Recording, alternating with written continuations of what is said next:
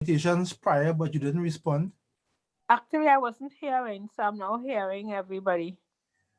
Who we missing? I see Richard is there. I see Neil.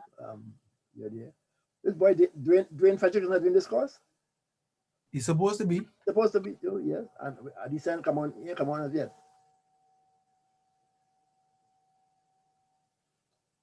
All right. Let's give him 5 minutes.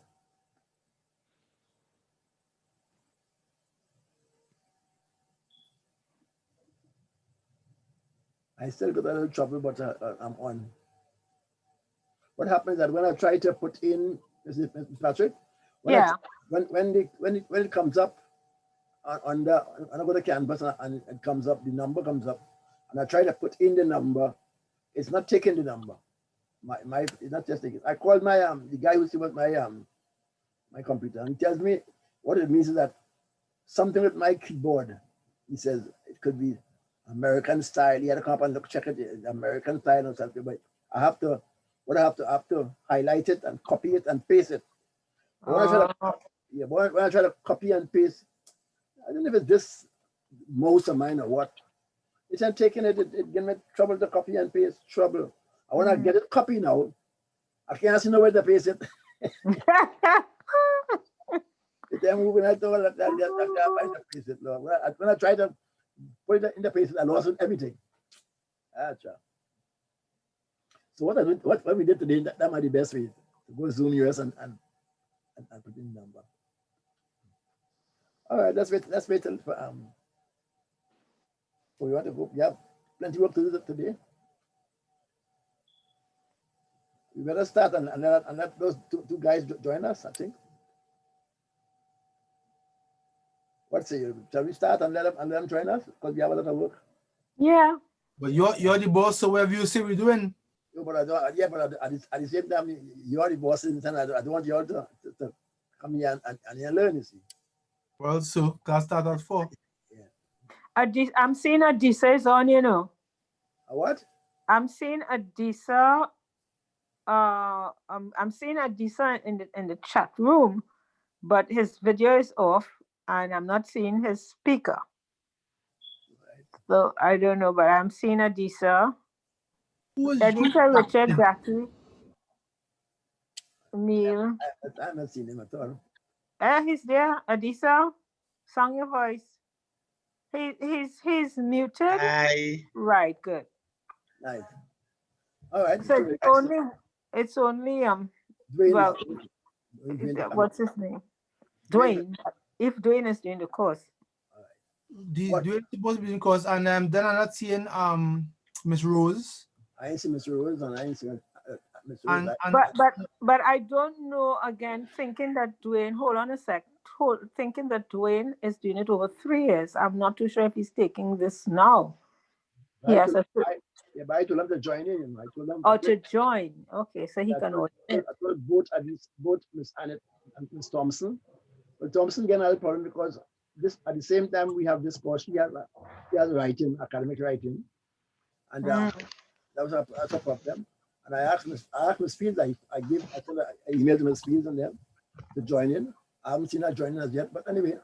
No, the Prof, I'm seeing the people in the chat. Jackie is supposed to be there. I don't know if she wants to sound a voice, because everybody's muted and their video is off.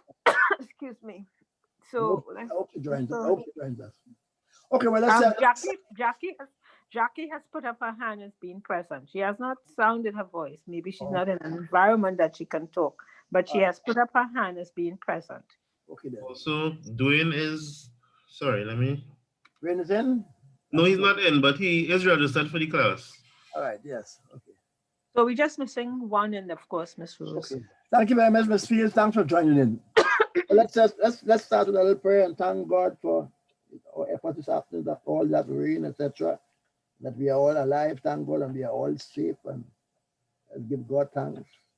Without God, we can do nothing.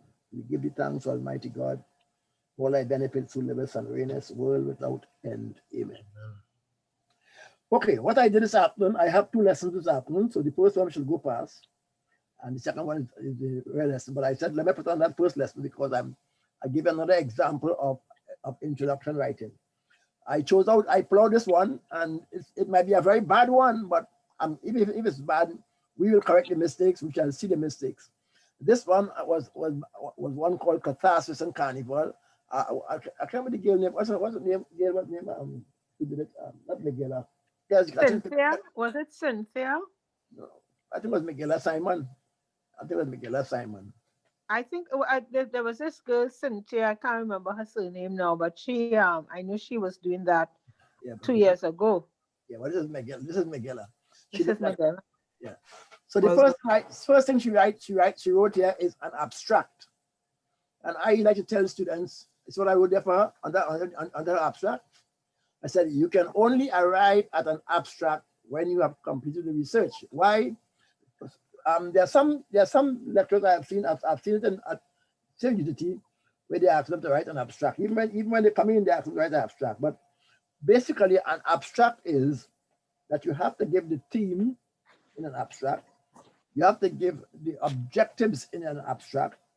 You have to give the methodology in an abstract. And above all, you have to give your findings in an abstract.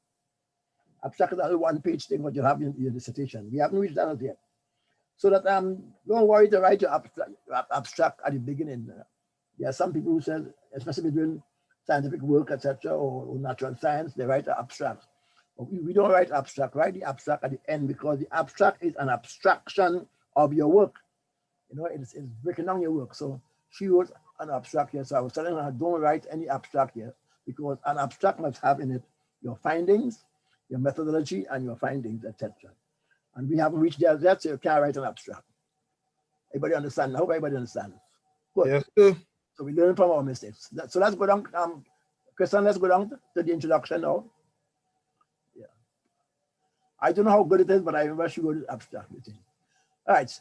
Now she said, now if you have to put in your introduction, your team, because if you don't have a team here, we don't know what you're writing on, you know. So please put in that team large and big in the introduction, so we shall know exactly what you're writing on. And when a person is reading your introduction, they're going to revert to your theme. But if you have no theme, like in this young lady here, or young man, I think it's a young lady, we don't know what you're writing about, you see. However, she gives a background. I don't see her background is a brief history of Trinidad. Not everybody will have a background of a history of Trinidad. I don't know why she wrote a history of Trinidad, because she's writing about catharsis and either in the Calypso tent or catharsis in the Carnival. I don't know what's her title. Look at the title. An investigation of catharsis. It's Jeline. Jeline is the name. I don't know. I can't remember her. Jeline. An investigation of catharsis through the celebration Carnival in Trinidad. I know what you mean. She means through the Carnival celebration in Trinidad. But that's her thesis. That was since in 2015. Wow. Okay, so let's go down. And she gives a background. She gives a background to the Carnival in Trinidad. All right. Does she need to put a background to Carnival in Trinidad? She could put one, but what I'm seeing here, Ms. Fitzpatrick, all that about Amerindians and Columbus and all that. It has no meaning for catharsis and celebration of Carnival. I mean, you can put something very short, you know. So I won't even read that, because why would we read all that? Anybody want to comment? And I had to correct all that. And she talked about the settler population. Look at that room, the St. Laura, and all that. Look at that. She tells me all about all history of Trinidad and Brereton. And she goes on to be a British colony and all that. And what does that have to do with catharsis in Carnival? And now she starts the history of Carnival. So what I'm trying to say is she could have written a very short thing about that, the background about Trinidad. Probably a little short paragraph. But all that doesn't have any meaning. In fact, you will turn up the reader. You will turn him off, because he's saying, what are you writing on? Yeah, she's looking for catharsis and Carnival, and you're giving him all kind of thing about the background. Anybody want to comment? Anybody see the point you're making? Yes, sir. Yeah. It doesn't have any bearing on the theme. But since it is Carnival in Trinidad, she could have given a little line or a few lines or two on Trinidad, where Trinidad is and what Trinidad has, and etc. Short thing. But you don't have to give all that long background on the history of Trinidad, because she went to Amerindian, she went to settler population, she went to all about the place. And now she begins to write about the word carnival. Okay. Then she begins by the meaning of the word carnival. I'm trying to cut down some of the reading. And she right now, she tells us about where carnival come from and so on, which is good. So the reader would like to know from her first paragraph what this carnival come from, what this carnival is all about. Okay, that's good.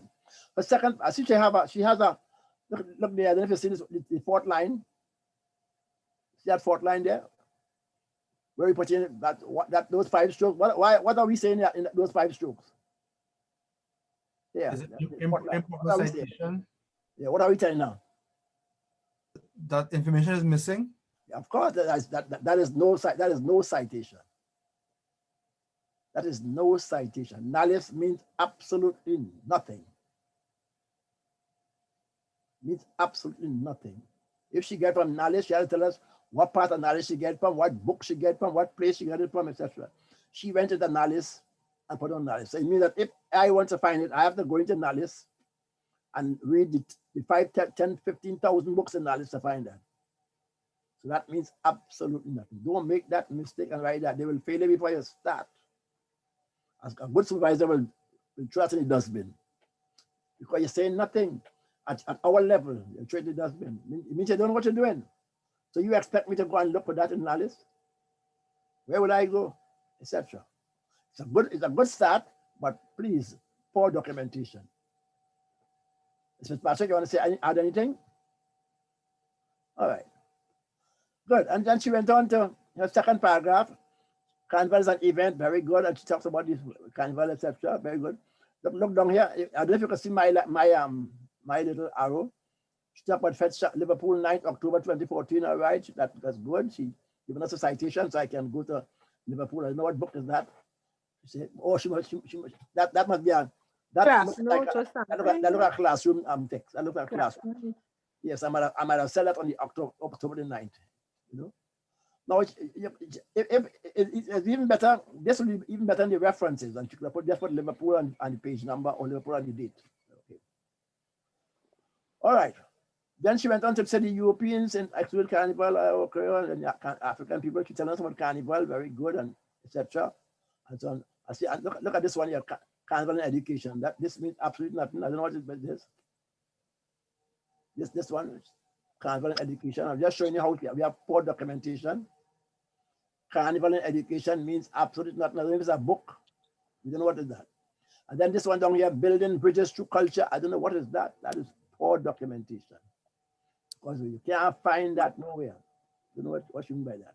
But Prof, yeah. But we do not even know if it's a book. The whole thing is in block capitals. You don't know if it's a book. You don't know if it's some headline in a newspaper. What is that? Yeah. Or in a magazine. Prof, this was one of our students. Yes. Yeah. Wow. I just put it up, you know. But I thought it was this girl's work, Megilla Simon, because she wrote on catharsis. But that means 3 of them, because we had Cynthia Small writing on catharsis. I think Cynthia was about 2 years ago. I don't know. I can't remember Cynthia. Cynthia Small was a kind of wrong face, brownish. It was she and another one used to be together, 2 teachers. But it's good for me. It's good when I pull up these things, because when you pull up these things and you see mistakes, we learn from their mistakes. We learn from all the errors. I hope you folks are seeing, at least I hope you're seeing all these things. Carnival education and building bridges to culture mean absolutely nothing. But Prof, okay. I just want to find out something from you. I don't know if this is the right time, but what you're pulling up here is before the thesis was corrected or after? Is this what is in our lexicon right now? Before it was corrected. Oh, yeah, because I'm getting a little scared now. Because what is happening is that when, in my case, when I tell the students, I say, even though you pass, this doesn't mean that your work can be presented in the library as yet. You have to take all the comments into consideration. Of course, And they're getting a little upset with me and saying, well, you all pass us. I say, yes, but passing is one thing. We No, pass what it happened? What to happened? graduate. No, Mr. Patrick, what happened is this is what we gave them to write your introduction, and she just sent this to me. So Yeah. obviously this I'm sure this is the first I think she sent first document she sent to me. Yeah. Because this can't pass nowhere, this can't go nowhere. So I'm just showing you. Yeah. The mere fact that I have it in my mailbox, it means that it's something that was sent to me. You see? Yeah. That's something that we corrected. So this just but it's good for them to see the stupidity that some people write sometimes. Of course, absolutely. Absolutely. And I'm saying that what she writes here might be nice, but all these things spoil it, Or you're trying, you don't, we don't know where you get it from. I am in New Zealand. I don't know what, if this is a book, if it's a picture, if it's a film, I don't know what it is. All right, but she's going good now. She's talking about what is Carnival, and I'm sure she's going on to talk about what is catharsis afterwards. Let's go down a little bit. I'm saving you from reading. So she talked about singing and music and Carnival and all the different the bands, etc., and the steel band. Look, she give a nice little one here, a nice little citation here. Steve Strumple, 1995, page 39, right? She could have just put here Strumple, page 39, Strumple 39, and she could have given all the 1995 in her reference notes afterward. So what, in case you're lost, when I'm doing the Emily, I'll go through that again, you will see. So don't worry about it. So that's a good citation. Badly written, but it's a good citation. So she's talking about the steel band and the music and the carnival. So we now get into it. She has a nice one here, Tarada, 2008. I don't know if you all know Tarada. Tarada's an old pan man, and he was a member of Trinbago for many years. Selvin Taradat, etc. And so he said this in 2008, He said that the tambu bamboo, which comprised varying lengths and sizes of bamboo, which simulated musical notes comprising soprano, alto, tenor, and bass, and eventually led to the birth of the steel band. It's a good point. Good point she's making there. All right. So after she gave us steel band, let's go down. She come to Calypso now, and she talks about Calypso. Look, she get the same stupid knowledge again thing. Look, the knowledge thing here again. I just bore you, that's knowledge thing. Question mark. I must have put the question mark. Question mark means what is this? What are you saying? And then after she gave what is Carnival, now she turns now and she comes to catharsis. Now I put in a little sentence here. I don't know if you see this little sentence here. Thereby producing catharsis among singers, musicians, and masqueraders. It's good to put in these sentences here. That's a sentence in case anybody that is lost. That sentence is a link, the paragraphs, you see. Link, some people when they're writing an essay and they're describing San Fernando, and after they finish San Fernando, they're going to Rum. You know how you jump from San Fernando to Rum, or you jump from San Fernando to Trump, etc. So you have to have linkages in your paragraphs. Always try to link up your paragraphs. You're linking your paragraphs, and then you're linking the introduction afterwards to your literature review. You're linking paragraph. So by putting in this sentence here is a link. Ethnic contributions are present in music and are evident through the celebrations. Both Tassa drumming and African drumming, she have been infused and used to accompany masqueraders and costumes, thereby producing catharsis among singers, musicians, and masqueraders. Having introduced them, now she goes on to say, what is catharsis? So this sentence here is what we use in between paragraphs to provide linkages. Anybody lost? Linkages. It's always good to have your paragraphs linked. Good. And then she goes on now to, according to psychology expert Kendra Trendry, this man is this cherry person, very good, and she puts a little quote on 2015, and she gives us a definition of what catharsis is all about. Go down. We can go down, Christian. And then now she asks, what the idea of catharsis in Carnival? I suppose she quotes Dr. Winford James, and she puts in his Trinidad Express newspaper, always underline newspapers, always underline. This is a good citation, but please underline newspapers, dated March, so you can find. And all she has to put there is Express, and March 20, all she has to put is 2014, and she can put all the details under references. And this is a good one, James 2014, that's a good one. So after she gives the idea of catharsis, she says, so why you are doing this? That's a bad heading. Why you are doing this? Put the objective. Why you are doing this, and do somebody talking. Or she say, why am I doing this? I suppose that's what she means.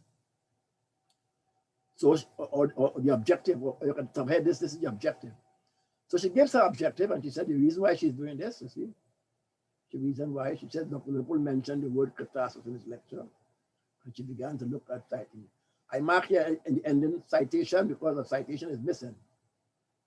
While some recognize catharsis as a healing, cleansing, and transforming experience, to others, catharsis is a core technique to achieve positive therapeutic change. Very good.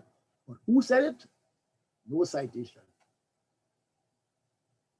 So you must say where you got that from. And then she goes on to objective, but I put she have objective again, and she has objective up there. Try and don't write like this. It's an essay writing. Try and don't write sentences like lines 1, 2, 3, etc. Try and write essays. Now, what is missing? How important is your topic? The importance missing and the significance missing. And I said a good introduction after you have inserted my ideas. If she puts in all the ideas and all the things, she may have a good introduction. What she has to say now, how important the topic, what is significance in her topic, and she may want to say what approach she's going to use to find out about this topic. So if she cuts out all that Trinidad background, that is historical background, and make it much, much smaller, and give us some citations, etc., especially citations, and then say why this thing is important, and what is the significance of a topic, she probably will have a satisfactory to good introduction. Anybody want to add anything or say something? Professor, yeah. Since you said this was the first draft, because I read it. Yeah, this is a first draft. And it was very difficult to read. To read? Yes. In the sense that what? They're making sense? In the sense that the narrative seemed to be jumping from one place to the next. The way she was outlining the information seemed kind of disjointed at times. Even though she has subheadings, because this is significance here. So all this is supposed to be significance. I don't know. I can't remember what she has written. I'm trying to save it from reading all that. I read it, so it didn't make sense. It was difficult. I couldn't read it fluently. It was difficult for me to read. Like, but you should have marked the places that whatever difficulty you had, you should mark it, and we could have discussed it. I assume you were going to read the whole thing through in class as usual, so that's right. But I'm trying to save you all that now. I don't know if we appreciate it. We appreciate it tremendously. Yeah, I don't want to read all that because you see, from the time you begin to write your introduction and you're making sense, so you're going off, you turn off people, Introduction must be nice, man. It must be interesting. You must pull people to read your work, man. This is the introduction. And if in the introduction you don't win the reader, when you go win him? When you finish? So try and win the reader in your introduction. Make it nice, make it interesting. Why am I doing this piece of work? What's important? What's the significance? Good citations, etc. If we go when she starts, the word carnival is derived from the word Carivelaman, but that's supposed to be 2 words and not 1, right, Professor? Yeah, that's 1 word, Carnivalaman. But that's not 2 words? No, Carnivalaman is 1 word. Okay. Well, in your notes, it's 2 words. That's 1 word here, man. Carnivalaman, that's 1 word. But I'm saying in your notes, it's 2 words. No, it can't be 2 words. Probably I was trying to break it up for you to understand. Carne meaning flesh, etc. Yeah. What is It has important? two, there are two, Prof, I think it's two versions. They have Carnival and then they have Carnival Rem. So Oh, yeah. it's two different ones. Well, If they would check your book, they would see where it's referred to in those two different references. And here's what I'm looking at here now, and it's in quotations as well. When she did that, she had that farewell means farewell to the flesh. It originated at the pagan festival in ancient Egypt, which was subsequently celebrated by the Greeks, then the Romans, and then the Romans. The term Jamet Carnival is used to describe celebrations of African populations during the period 1860 to 1896. Well, So she jumped from Egypt straight into Jamet. I mean, that's a good point. Yeah. You know, So how do you jump from there to there? Yeah. In other words, I thought she could have spoken about Carnival in Europe here first, and then when it comes to Trinidad, then she could talk about Jamet Carnival. Making sense, Neil? yes, sir. But Prof, so you have a little journey before you reach Jamet, you know. Yeah, You have a little journey. You have plenty journey. You have plenty Tanzania. You have all kinds of things. for me, Jamet. But and then after she talk about Jamet, she going back. This farewell to flesh take the form of, and she come back to back in Europe again. Yeah. So she all about the place. And when she finished that now, look, I see she have here, she going back to settle her population again here now. You see? So she's not flowing. She's not flowing. In other words, as you said, it must make sense, you know. So she's just trying to get facts and packets, you know. it's not that. So that's a good point to make in there, Neil. It has to flow. You can't be jumping all over the place. So when she finished writing that, the reader must understand what is carnival. So if you say after she say where it derived from, she should have said how it came to Trinidad now, how it come to the Caribbean. You see.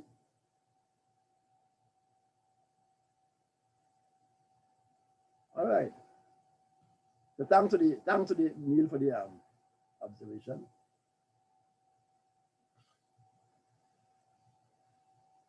Anybody else want to add something? Anybody read it? I want to add anything?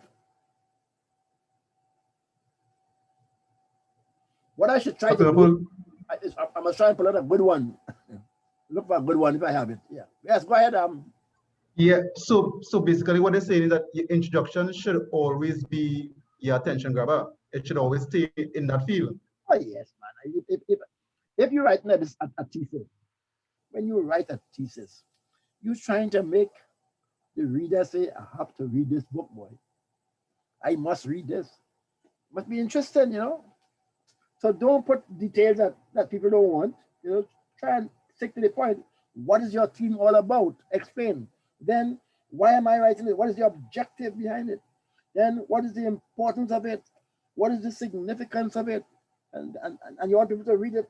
And then you say, no, you might want to say afterwards, how will I approach it? It will be a qualitative piece of work. Will it be a quantitative piece of work? Will I be doing so and so? Etc. You know, you're not going deep into your methodology, but you want to tell people how you plan to do this.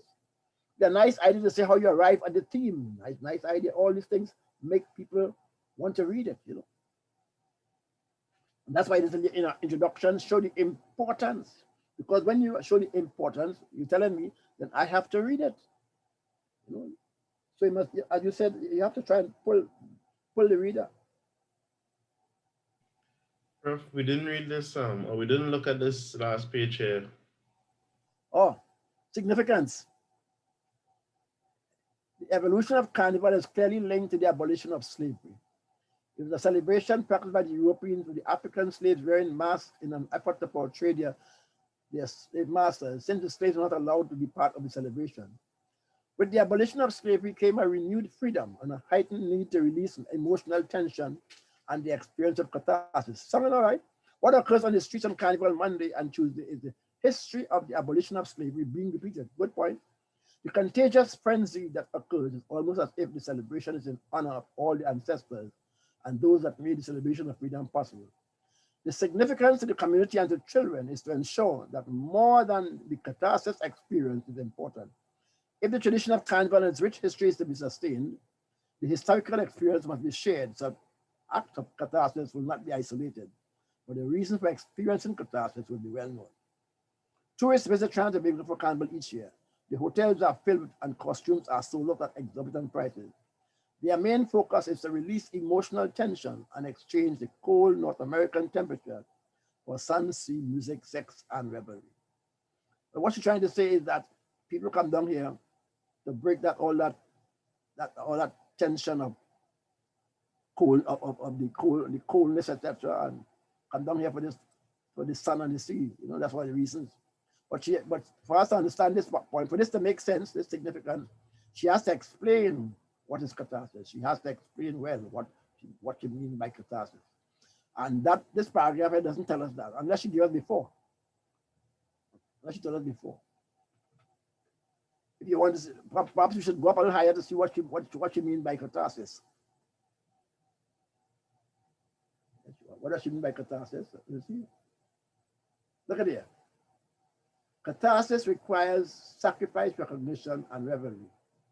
During the two-day celebration, almost all laws are eliminated, and there is a public drinking of alcohol, music, that. The celebration also constitutes a parade of costumes. That's not catharsis. The significance of the Lenten season is one of peace, rest, and abstinence, motivating the catharsis experience as a climax before the start of Lent. Carnival contrasts with the Lenten period. The sweet calypso, I still don't see what catharsis is all about. I hope you know what's catharsis. Catharsis is, he says, he believes it is clearly cathartic, suggesting, it's a good point that James is making, that most psychologists believe that catharsis, whether through dance or song, is good for our well-being. But still, she doesn't say what is catharsis. Meaning, according to psychology expert, catharsis is an emotional release based on the psychoanalytic theory coined by Sigmund Freud. Cherry believes that this emotional release is linked to a need to release unconscious conflicts. Good. The examples which are put forward by Cherry speaks to stress over work situation, which may cause feelings of frustration and tension, where instead of venting feelings inappropriately, you should say one may choose another way to release these feelings, which is a catharsis. In other words, she ain't writing too good, but what she's trying to say is that she's trying to say that catharsis is a release. When you have pent-up feelings, if you understand catharsis is that you are saying that I am so pent up, I want to kill my wife, or I want to kill somebody, or I want to beat somebody. And rather than beat somebody and break the law or kill somebody, you say, let me go and vent my feelings in Carnival or in a Calypso tent. A Calypso tent, many people go to a Calypso tent as a form of catharsis. In other words, to break that emotion, to break that feeling. I came home this afternoon and the wife quarreled with me. And before we get away, etc., and before I and my neighbor get away, I think it is best let me drown my feelings in a Calypso tent. And that's an example of catharsis. So she could give an example. So in Carnival, many persons play Carnival, many persons go in Calypso tents, many persons go in the panyard in the night as a form of release. That's the catharsis. As a form of release, rather than do something foolish, rather than commit a crime, or rather than behave stupidly, etc., or rather than raise my blood pressure and get a stroke, perhaps, I drown my feelings in the panyard. And many people do that. If you ask them, why do you go in the panyard? They don't know. They go in the panyard to take a drink, to lime, talk some stupidness, etc., and to get rid of all the pent-up emotions that they may have. That's what she should. So she didn't explain too good, but she has the point. That's catharsis. Prof, where she's writing here about the significance. Well, I see she writes something about significance here, but it doesn't give us the significance. Is she meaning to write about why this research is significant, or is she just talking about why catharsis is significant to people? What she means to do there? Yeah, what she needs to do there is to think why this research is significant and who will read it. Significant to whom? She says the significance of the community and to children is to ensure that more than the catharsis experience is important. I don't know what she means. What she has to say is, writing this thesis on catharsis is significant because children or people in the future will need to understand why people flock to calypso tents, why they flock to panyards, and why they flock to the carnival. That's what she said. That's what she was saying here. That is the significance of the thesis, which she doesn't say.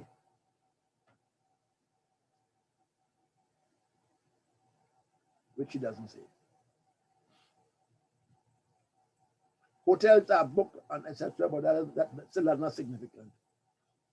Your thesis is significant, and it is not the idea. The thesis is significant because some people later on will want to read your thesis. All this is part of it? No, Prof. Good afternoon. Good afternoon.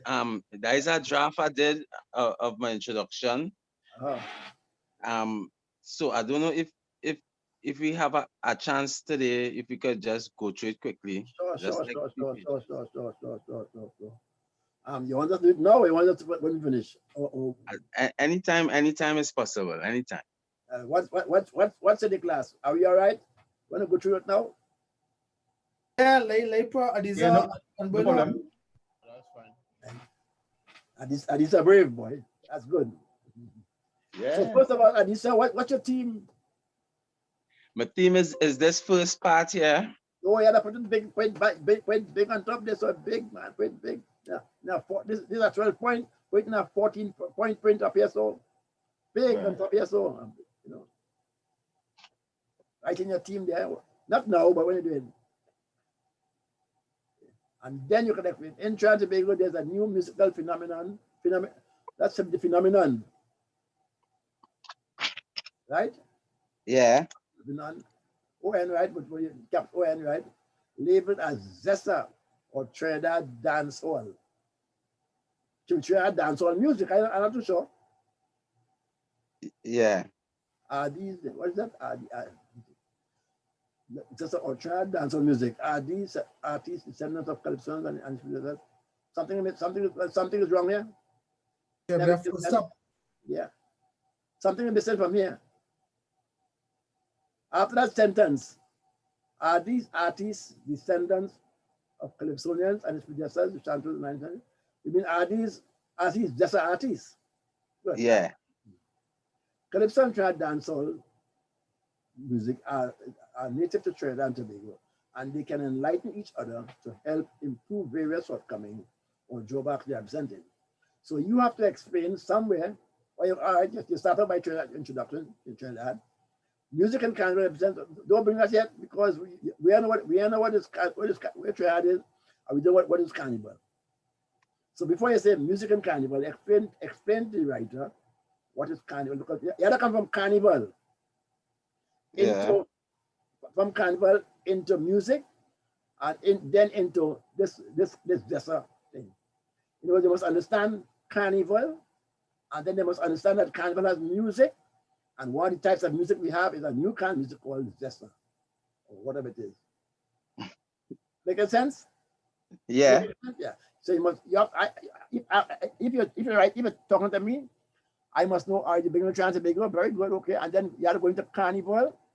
Tell me what Carnival is, and then you have to tell me you have to link Carnival with music, and then you have to come in to know and tell me what is this thing called Zessa music, etc. And then you can tell me afterwards all about this Zessa thing. But for me to understand Zessa, I have to understand Carnival, and then I have to understand music in the Carnival, and then I have to understand, then you're going to this thing called Zessa. So take note of it, eh? Yeah, take note. Trinidad and Tobago into Carnival. What is this Carnival? And after in Carnival, tell the writer that Carnival is a place with a lot of music, etc. People dance, etc. And that although we have calypso, bapso, so on, so on, so there's a new type of music coming on called Zessa, and then you explain me what this Zessa is all about. Then you write an introduction. So you see, I see you started Trinidad and Tobago, okay, good.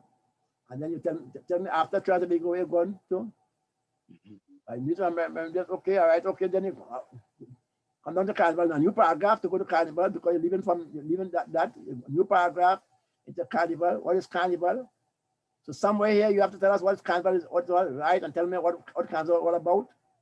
And after you tell me what Carnival is all about, very short, then go into Carnival music with another paragraph. And Carnival music is Calypso, soca, all these things. So don't forget, tell me what is Carnival first, yeah? And then go into Carnival music, the different musics in Carnival. You can use the word music there. Okay. And after tell me about music, brass bands, on, then you're going to this Jessa movement.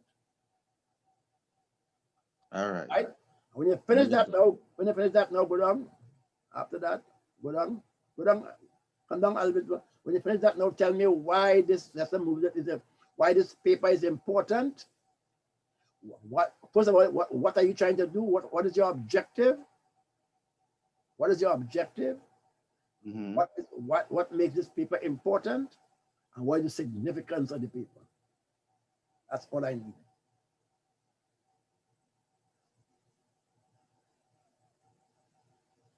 I see you're going to Alan P. Merriam, which is good. I hope it makes. I really hope it making sense.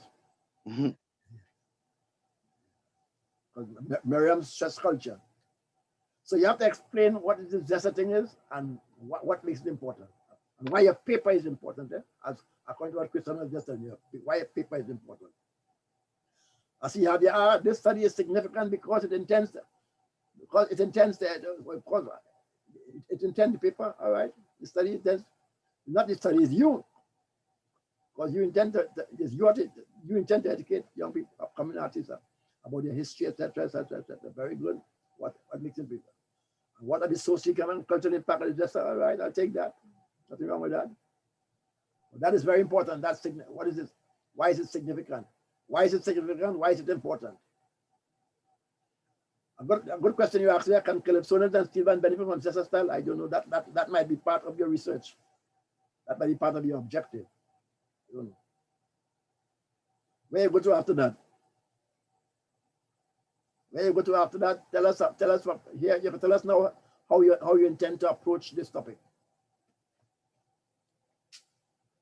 I ain't seeing much citations. I see a very important one. I see Miriam, which is good. I see. Look at this one here. Jessa Jean was included in a segment of the Soca Monarch Finals 2020. Further acknowledging that we can't say there is some type of power and influence on the ears of youngsters in Trinidad and Tobago. You have proof of that? You have proof of that? Well, I had a chance got a proof. Well, I don't know how you know that unless you were there. You gotta say from my experience in Panorama, or from my experience in the Soca Monarch Finals, if you were not there, if you were there. If not, you gotta show me where you get that from. Because a man might say, nah, Jessa music was not introduced. How you know that? So you have to give a little citation here. If you don't want to give a citation, say having witnessed the Soca Monarch Finals, etc. So for you, then Adisa, one, explain Trinidad and Tobago. Two, right. Trinidad and Tobago, link the paragraph now. In Trinidad and Tobago, one of the biggest festivals in Trinidad and Tobago is the Carnival. What is the biggest festival in Trinidad? The Carnival. Then after that link, what is Carnival? If you want to give what is Carnival in the world outside, and you can give a next paragraph to what is Carnival in Trinidad and Tobago. So the man understand what is Carnival and what is Carnival in Trinidad and Tobago. When you finish that now, link that Carnival into music. There is in the Carnival, there are lots of music. There's calypso, there's brass band, there's panorama, there's steel band, there is this, etc., etc. Having done that, but there's a new music coming up called Jessa music, etc., which was introduced probably in 2020 or whatever it is, etc. And you explain what this Jessa music is all about. Having done that, I'm going too fast. Having done that. No, I was writing right now. Oh, having done that, you give the importance of your study or your point of the study, or your objective if you want. What are you trying to prove? What are you trying to not to prove? Or what are you trying to examine? And what is your objective? And then the importance, and then the significance. This last sentence here is a good sentence because this might lead you on to your research questions. Okay, nice. In other words, let it flow. Trinidad and Tobago, into carnival music, into a new kind of music. That's some music. What it is. What is my objective? Why is my paper important? What is the significance of my paper? Etc. How am I going to approach this? Probably I'm going to approach this by looking at the Soca monarch people. I will look at it, or I'm going to look at the socio-economic people. I'm going to look at the Zessa movement. Who runs the Zessa movement? I don't know what. You don't have to go into details, but you might want to tell us how you're going to approach it, either quantitatively, qualitatively, etc. When we finish today's lesson, you'll be in a better position to say how I'm going to approach this paper. All right. Anybody want to tell him something? Anybody want to ask him something or tell him something? We learn from one another. Anybody? There was just two things. It was one where this year there would have been an article with the Simon Baptiste who produced the Soca Monarch. And when one of the artists wasn't allowed to participate in the competition because his music wasn't soca music, and there was an outcry on social media and on the radio stations that the popularity is that they should be included in some form or fashion. So there's an article that he could draw reference to the influence in having to be part of the Soca Monarch competition. That is one. And two, take note, Adisa, take note. Yeah, taking notes. And two, the phase of Calypsonians at different phases doing things that could be considered out of the box. So the period of Shadow, referring to his music as Zest music 20, 30 years ago. So much so that Shadow's publishing is called Zest Publishing. And he has an entire album and there's a song, the Zesta Man. So there's some, I think some connection where that would have been a phase of music. And probably in some form or fashion, there's a connection. But I just think it's probably important to note these little spikes know the spikes of different things Calypsonians would have tried and the influence it may have 10, 15, 20, 30 years later. So you are saying that this Zesta movement started a long time then? Well, yeah, I think there's a reincarnation. That might make the study very, very important, very significant. The term Zesta, because we used to call people the term was being a Zestman. Yes. Yeah. I know a Calypsonian called Zestman. Right. So right. The thing is, a lot of the youngsters feel that Zest and Zestin is a new term of reference, but it isn't. Good. But in their minds, they associate it. Well, I don't know how they make the association or how that slang came to be used in their colloquialisms. So he can say that in his introduction. That I think, Prof, if I'm to interject a bit, when we talk about Zest long ago, it was not in a negative connotation. It was like, you dress up nice and you're zesting up yourself and your ego big.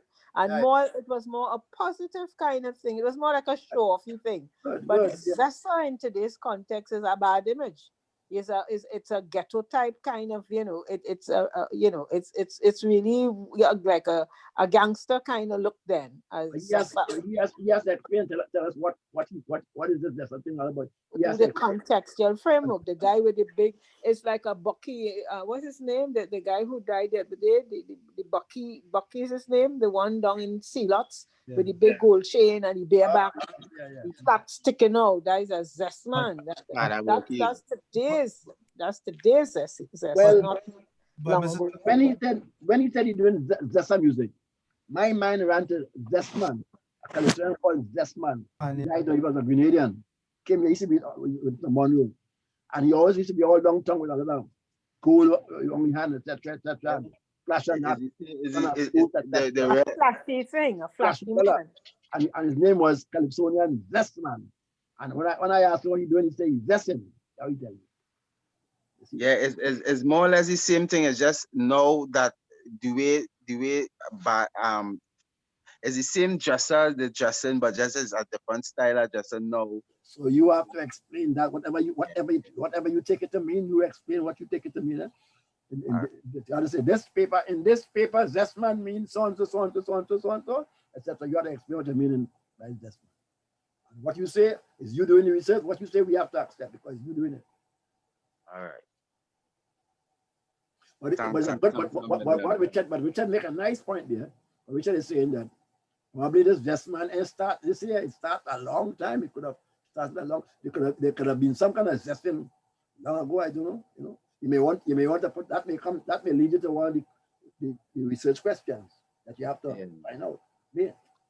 In other words, did Zestan music start in 2019, or did it start in Strand? That may be something to investigate. Yeah. Yeah, Richard, thanks for that update. That's Zestan. All right, so we come to today's lesson then. Thanks a lot. But when you send me your introduction, I go through it. I'm not marking it to mark it down to give you any grade. I go through it, show you what is to be done, etc. Send it back to you, all my little corrections. And when you make your corrections and you send them back, then I'm looking to apply a mark or two. I'm not going to mark your first draft.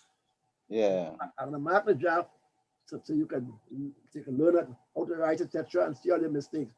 But the more you write, some people you'll be shocked to know that when you write your introduction, after you begin to do your research, you'll see something to put in somewhere. And that is the beautiful thing about especially qualitative work where you can add something, you know. And some people, I was talking to Gregory last week, Gregory who did a doctorate, and he told me, he said he had to change over his whole introduction because he's getting so much things to put in. You're not putting anything just so, but sometimes when you begin to research, you see things that you need to say. Some like that point that Richard just gave you. Yeah. But watch your linkages in the paragraphs, and watch your English. Watching your English, make sure what you write makes sense. You know, sometimes when you write fast, etc., and it might make sense. At the end of it all, the reader must understand what you're saying. Don't forget, a sentence is a group of words that make sense. If it doesn't make sense, it is not a sentence. Professor Liverpool, you said that if people sent you the theme and the topic, that you would respond. I sent you an email last week after class. Me? Yes, sir. I get that as well. An email saying what? Well, what you asked for, so that you said if you send the theme and the topic, that you respond and tell us the what should be included based on the theme. I didn't get that at all. All right. Where you send it to? To your UTT email, the same email that has to be done in the office. I go down there when I look at what comes in the week, and sometimes it might have been lost down there. But I'm home these days. Remember, I'm home. I go down to the office nearly every day, but sometimes I ain't reach the old emails yet. Probably I ain't get. But send it to, don't forget to send them to UTC. Send it to also to my home, hollis.liverpool@gmail.com. Right. Okay. So look at you see that there big on today's work. Yes, sir. Okay. Roger that. I'm sorry I didn't get it, man. All right, shall we start today? Who reading for us? Look like Richard today. I hear no noise in the background. Richard, you're going to take my chance, Richard. Go ahead. Man. Right.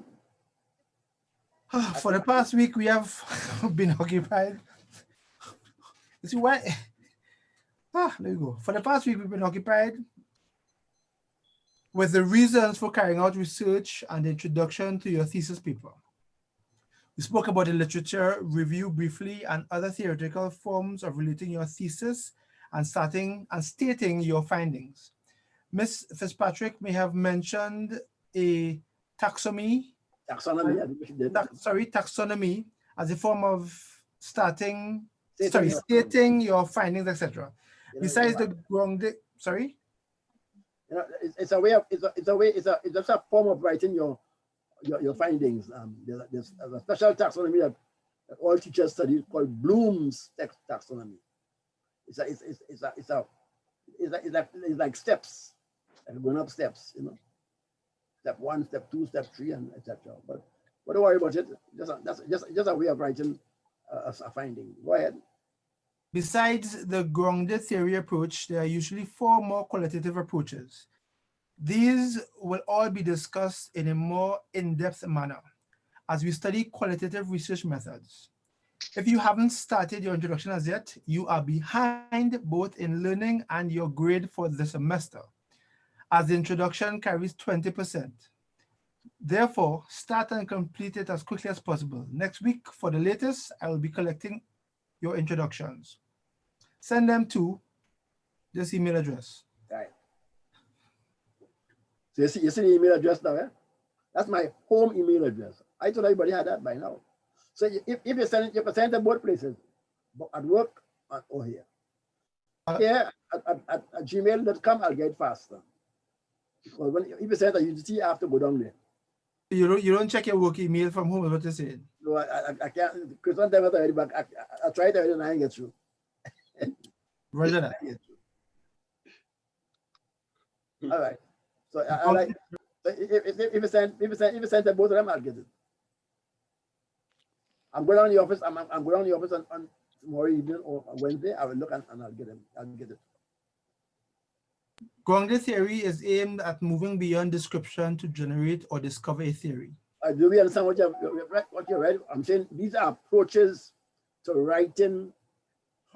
These are approaches to doing a thesis, different approaches in qualitative research. So that Adisa could say, for example, in his introduction, for this paper, I'm going to use a so-and-so research, or I'm going to use a so-and-so approach. I'm going to use qualitative work, I'm going to use so-and-so approach. These are different approaches. You may look at them and you may see which one you're using, if any. You may be using one or two, if any. So look at it. So the first one to look at is what we call grounded theory. Grounded theory. Right, go ahead now. Everybody understand? These are approaches. Go ahead. Yeah. Go ahead now, grounded theory. Yes, Neil? Sorry, grounded theory is aimed at moving beyond description to generate or discover a theory. The researcher seeks to give a general explanation, theory, of a process, action, or interaction shaped by the views of a large number of participants. Grounded theory is then grounded in the data that you have discerned from the participants in your research. Different social scientists have developed different approaches in arriving at theories. It may be systematic. Systematic. What I say? Symptomatic. Sorry. Symptomatic. Strauss and Corbin, 1989. 1998. 1998. Or constructivists. Shamas, 2005, 2006. These will be discussed later. When we say, let's take what is grounded theory. When Richard finished his, when Adisa finished his work there on Zessman, he may come to a conclusion that Zessman music is music for people to boast, or Zessman music, at the end of it all, is music that people use for resistance, or Zessman music is resistance music, or Zessman music is a Bajan kind of music that ain't good at all. Zessman music is music where people are used to kill people, etc., for violence and crime. In other words, he could come to a theory. A theory means that, look at a theory as this. as a funnel. Look at grounded theory as a funnel, big funnel. You pack the funnel with all sort of things in the funnel. You pack it with all kind of data in the funnel, and the funnel now comes down, and everything comes down at the end of it all to a theory. In other words, you come to a conclusion. You discover a theory. You may discover a theory. You may. Anybody could discover a theory. Theories are not only for people who lived in the 19th century and 18th century. You could discover a theory, etc. In fact, if you look at Eric Wheeler's work, you can say he came to a conclusion. His theory was that when sugar was king, England wanted slaves, wanted Africans as slaves. And when sugar was no longer king, England get rid of all the slaves. That's his theory. And he called his work Capitalism and Slavery. In other words, when capital was in swing, there was slavery. When capital was not in swing, they didn't want any slavery again. Anybody understand me? So you can come down at the end of it after you have looked at all your participants, and after you have done all your work, you may arrive at a theory. It may be systematic, meaning it comes from the system, or it may be constructivist, meaning you constructed it. Good. You know, another example, I may look at Carnival in Laventille and say, or Carnival in Lavas, and I come to a theory that all them Carnival people in the Lavas are criminals. I come to a theory. Well, I could say, people play Carnival in the Lavas just to kill people and thief, etc. That's my theory. Your theory about to be right. The theory by the guts of Christ could be wrong. But many people research and they come to a theory. We call it grounded theory because it comes down to the end. At the end, it comes up, you come from the sky to the ground, as it were. And you come to the ground and say, I've arrived at this. After I have researched, I have come to the conclusion that all ladies from Laventille are whatever they are. All ladies from Laventille are something. I don't know what ladies in Laventille are. I don't know. One man, I always give students this thing that they say, girls who wear glasses, gentlemen don't make passes at girls who wear glasses. That's somebody's theory. For example, in Trinidad and Tobago, one of the theories we have been using for years is that children at the age of 11, 12 years must write the common entrance examination. That's a theory that we believe that, etc. So that all these are grounded theories. Grounded theory means coming down to the ground, you may find a theory, and you may call your theory a Bisa theory, or Richard's theory. Anybody lost? Anybody want any explanation? No, sir. That's an approach you can use. Anybody? Don't let us leave today unless we understand it. So at least I could come to at the end of it all, he could come and arrive at a theory about what is Zessa music and what does Zessa music do. He could come and arrive at a theory. But Professor, important to note is that you will only arrive at your theory after. So you may not begin with a theory in mind or an original theory in mind, but after you have done the work and whatnot, you may discover that you have arrived at an original theory. Yes, but you can start that theory also. You can start your work, especially quantitative work. You can start with a theory and say, let me see this man right. Let me see this man wrong. Let me see this man talking stupidness. But if you're doing a theory, you have to learn how to do it. You have to do it like the man who did it. Or you can say, I'm going to look at Mendel's theory. I'll look at it in Trinidad and see if it applies to Trinidad. But what I'm saying is, if you started with if you begin with an established theory, yes, and you might discover right. But what I'm saying is, can you start with a theory that you are trying to prove? Yes. Okay. Examine, and you can look at that theory and you can say he is right, or he is wrong. You know what's Mendel's theory? You ever heard about Mendel's theory? MENDL. We did that in social sciences. Mendel says that. Look what Mendel did. Mendel says that in every man's sperm, you have your grandfather in it. Mendel said, in every man's sperm, there's your grandfather or your great-grandfather. And he said your great-grandfather is going to come back. DNA and your grandfather is going to come back after about your fourth or fifth child, you're going to bring back your grandfather. And he proved it by rats. What he did, he took a brown rat and he put a male brown rat with a female brown rat, and they make a next brown rat. You put them again with the next brown rat, and they make a next brown rat.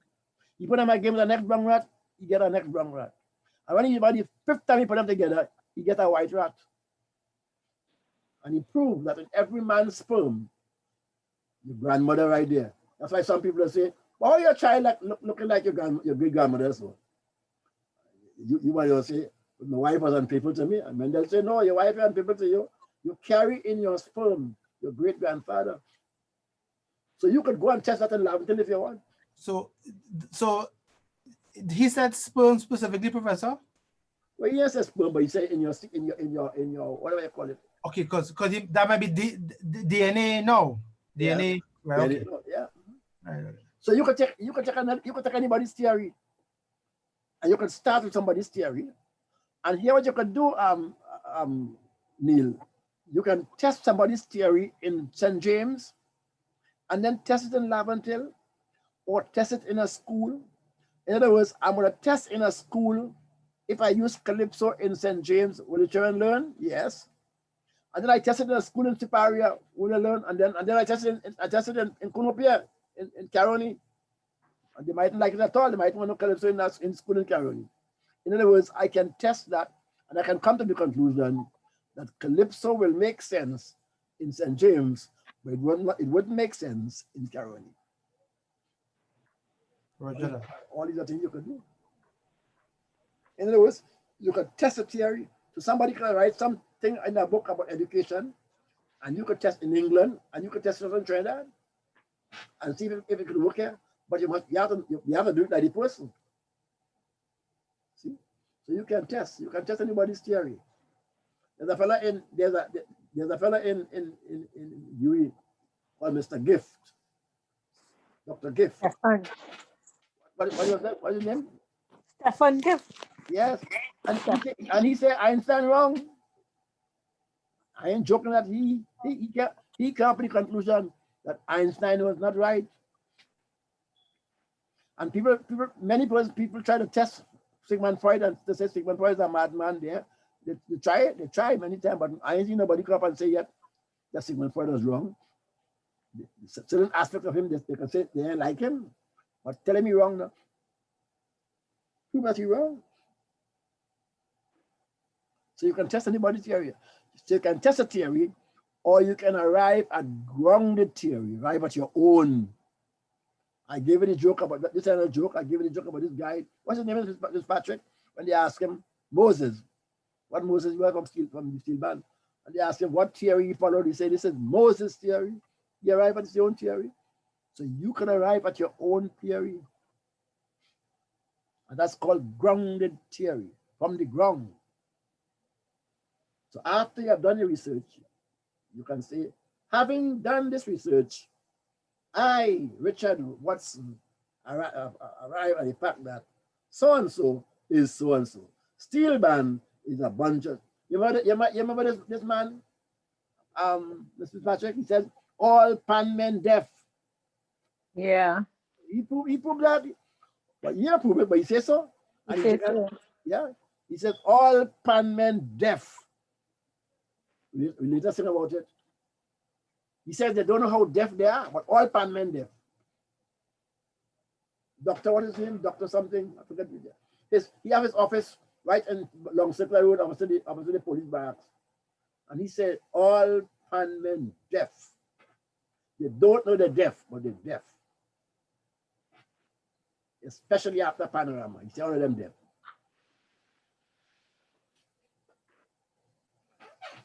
That's a good theory to prove Mr. Bernard. That's a good thing to do, to see if he's right. Well, you will suffer. Well, I understand what he's saying, but there's been work done on that. It's a short-term hearing loss that people suffer. Musicians and the whole, whether you're on stage or rock band or pan side, well, If you're in an iron section, for sure, that happened to you. But the point to make, sometimes you're deaf and you don't know you're deaf. See? What do you mean by deaf? Yeah. And there was, what are you trying to say? He said there are different series of deafness. There are different series of deafness.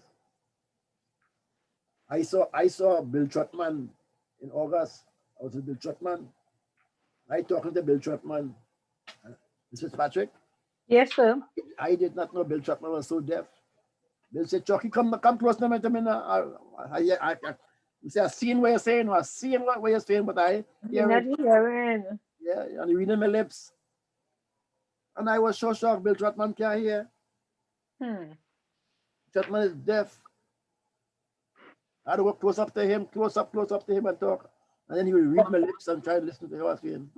But you know, profs, you know, that what they're saying is true, that like when you're getting older, that's the first thing that you lose. You lose your hearing first and your speech last.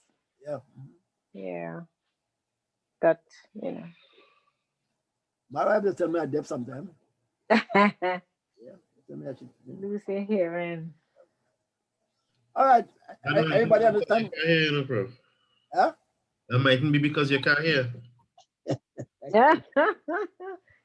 You turn it off. Yeah. Sometimes, you know. Is there anybody who doesn't understand what is grounded theory?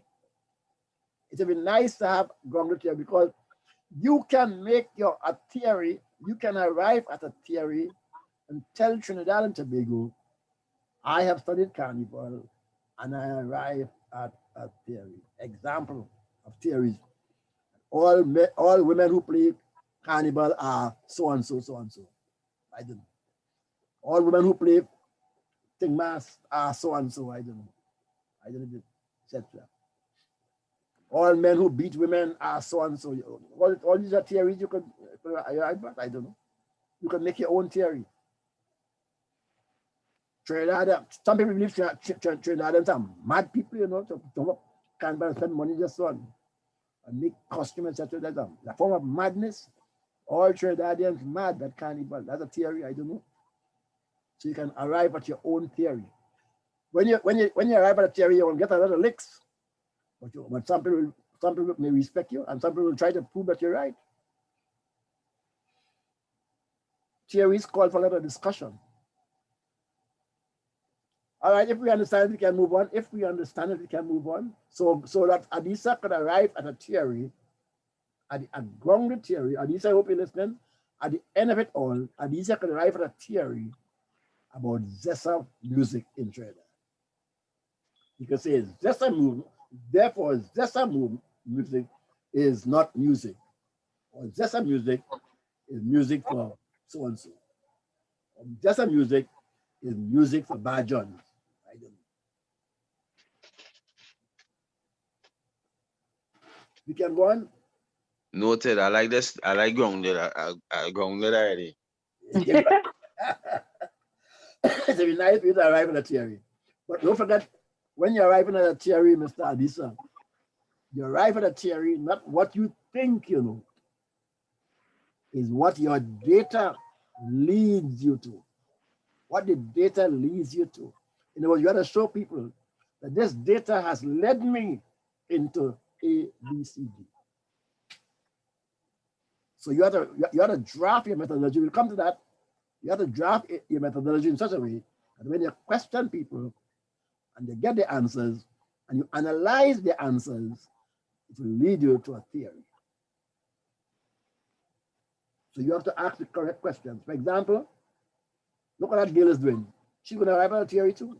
What's her name? Savitri.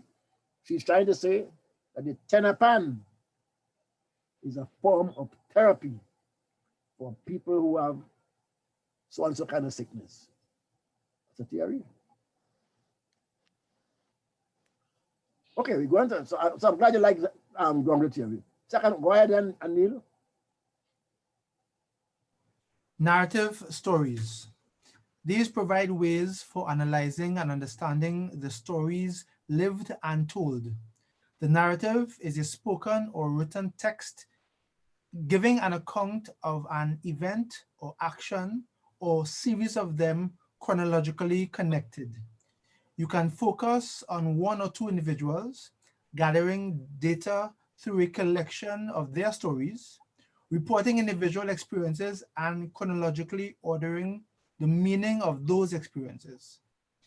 You can write a biography, an oral history, or even show how individuals are enabled and constrained by social resources, situations, etc.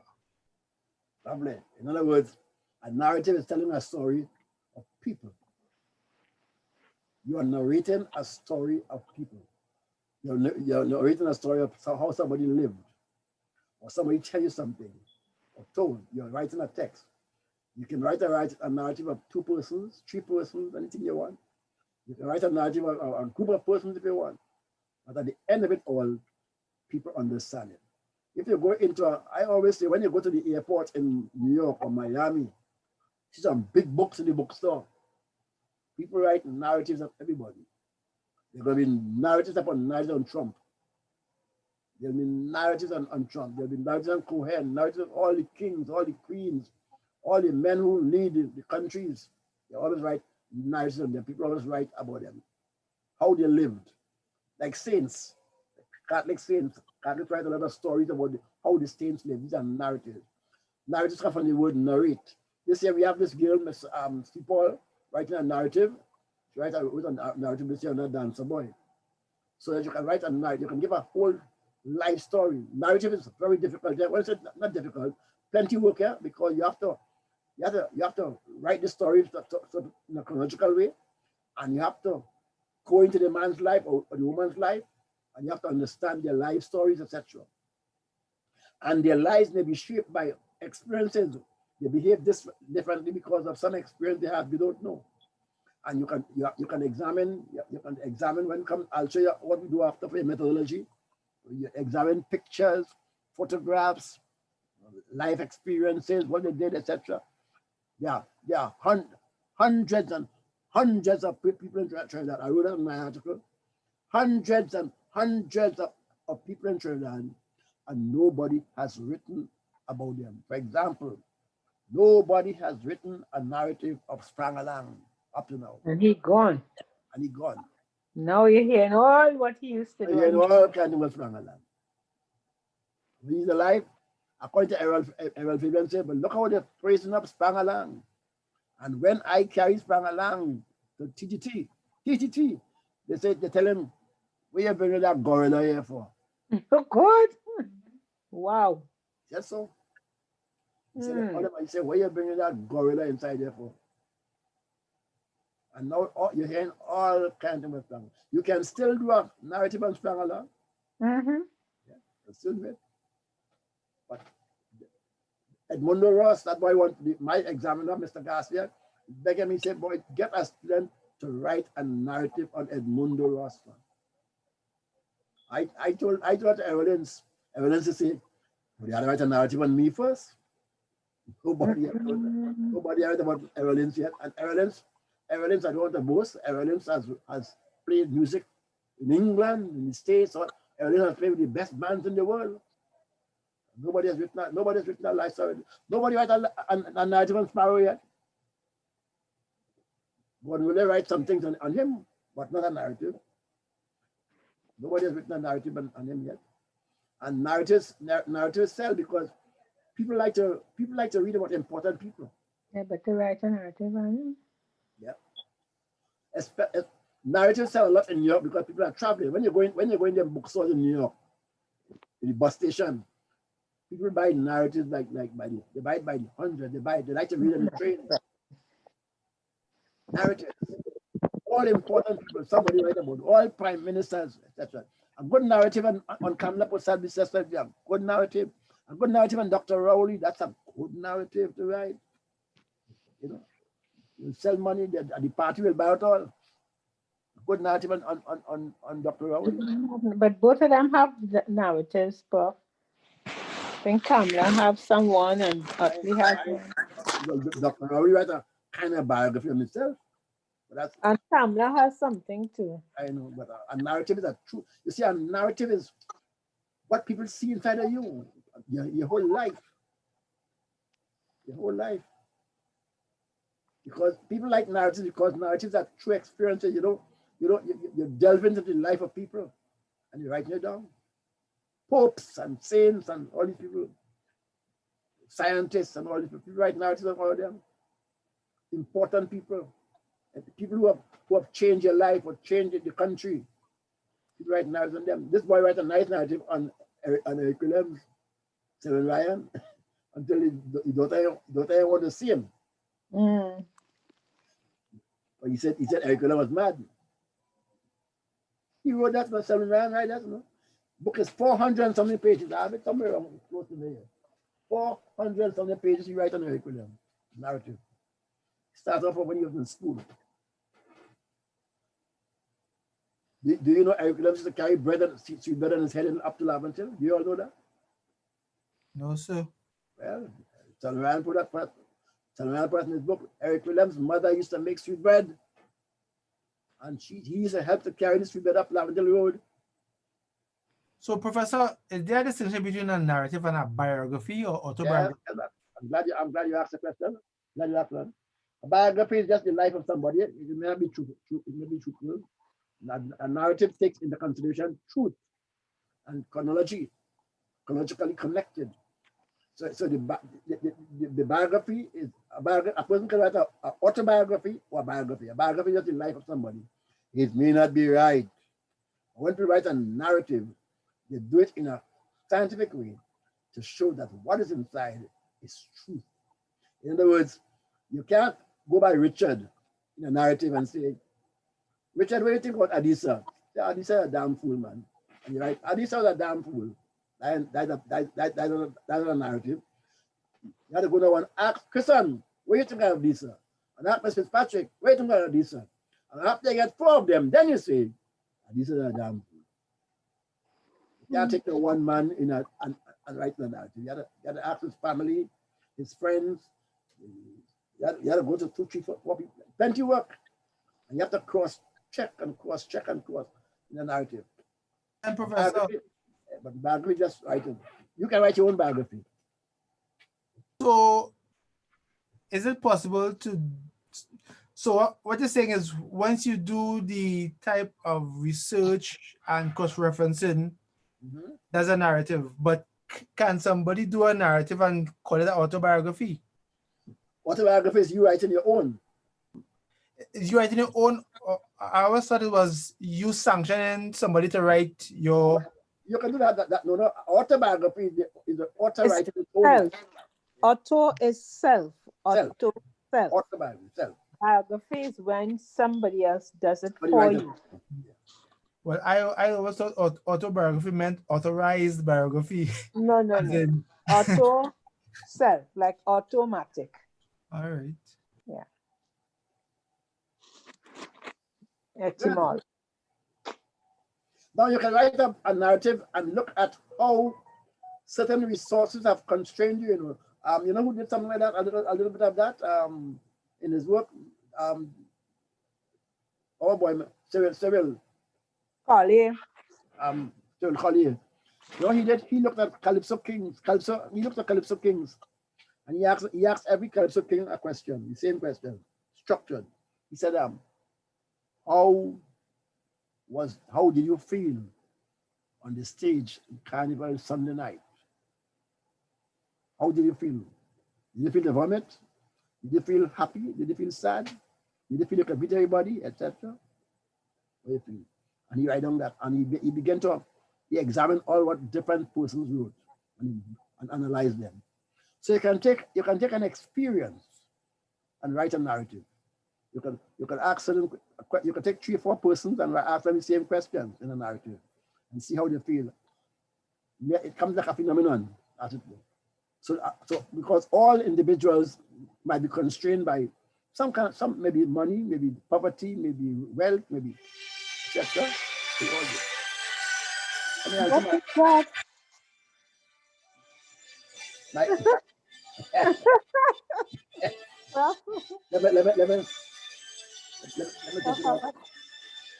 A fancy ringtone there.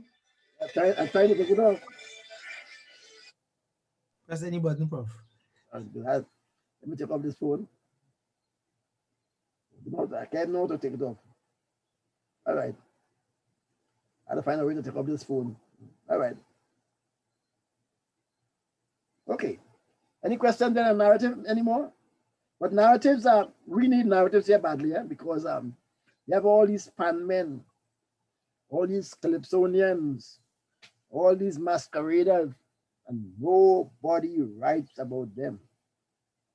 So that you can, a narrative could be a well-constructed narrative could be a very good paper. This girl, Miss Patrick, who wrote about this masked man, he died right afterwards. You remember that? Yes, Derek. Stephen Derek. She just finished completed the narrative of Stephen Derek, and he died. And we tried to write a narrative on John Cupid.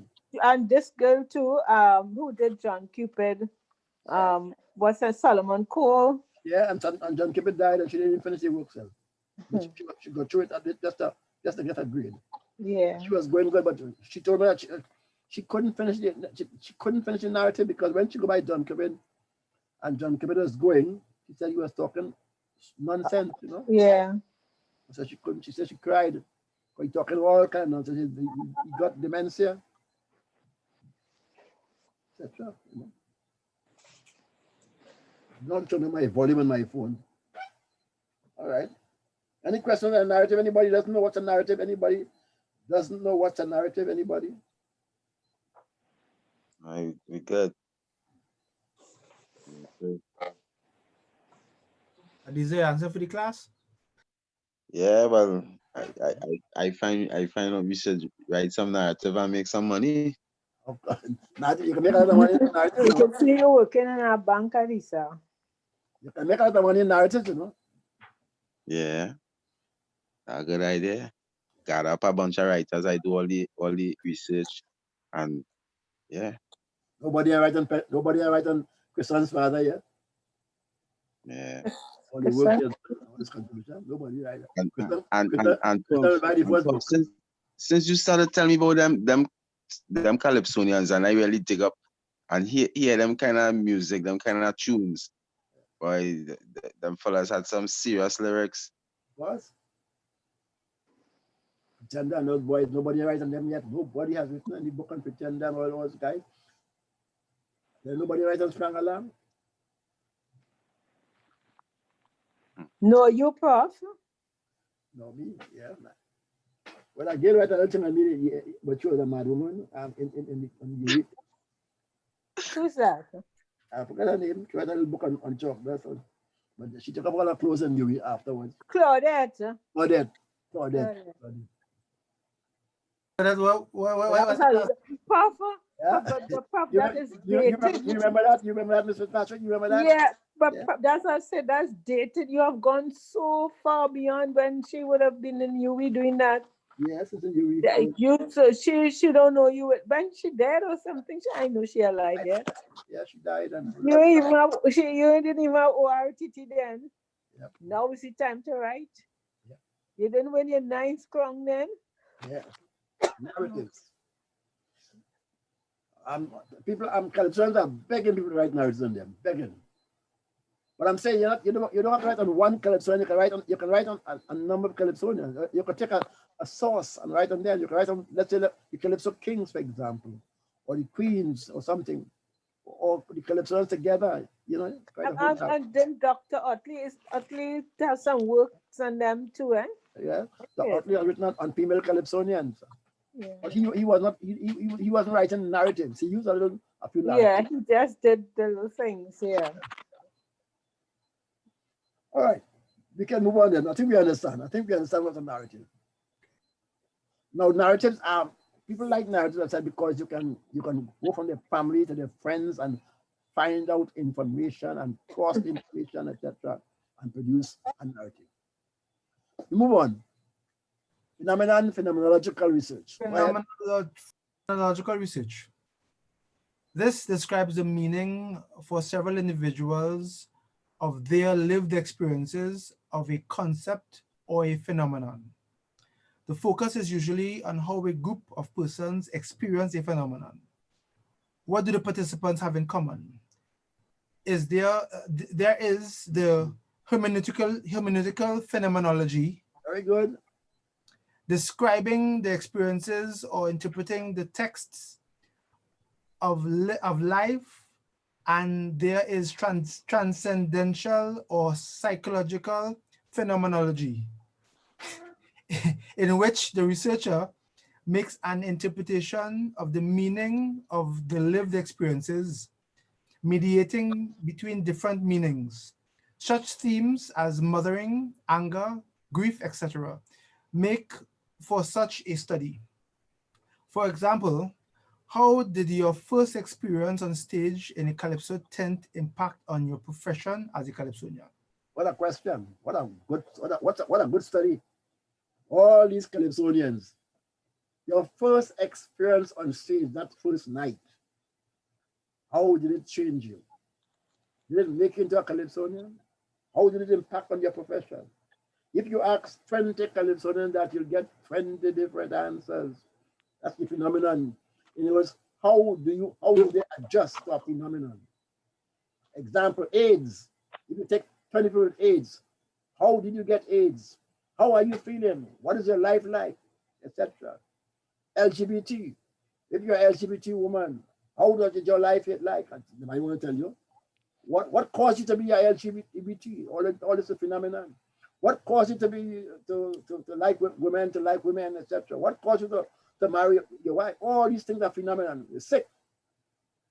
If you ask 10 people that you're sick, now that you're sick, how life has changed, etc. Religion.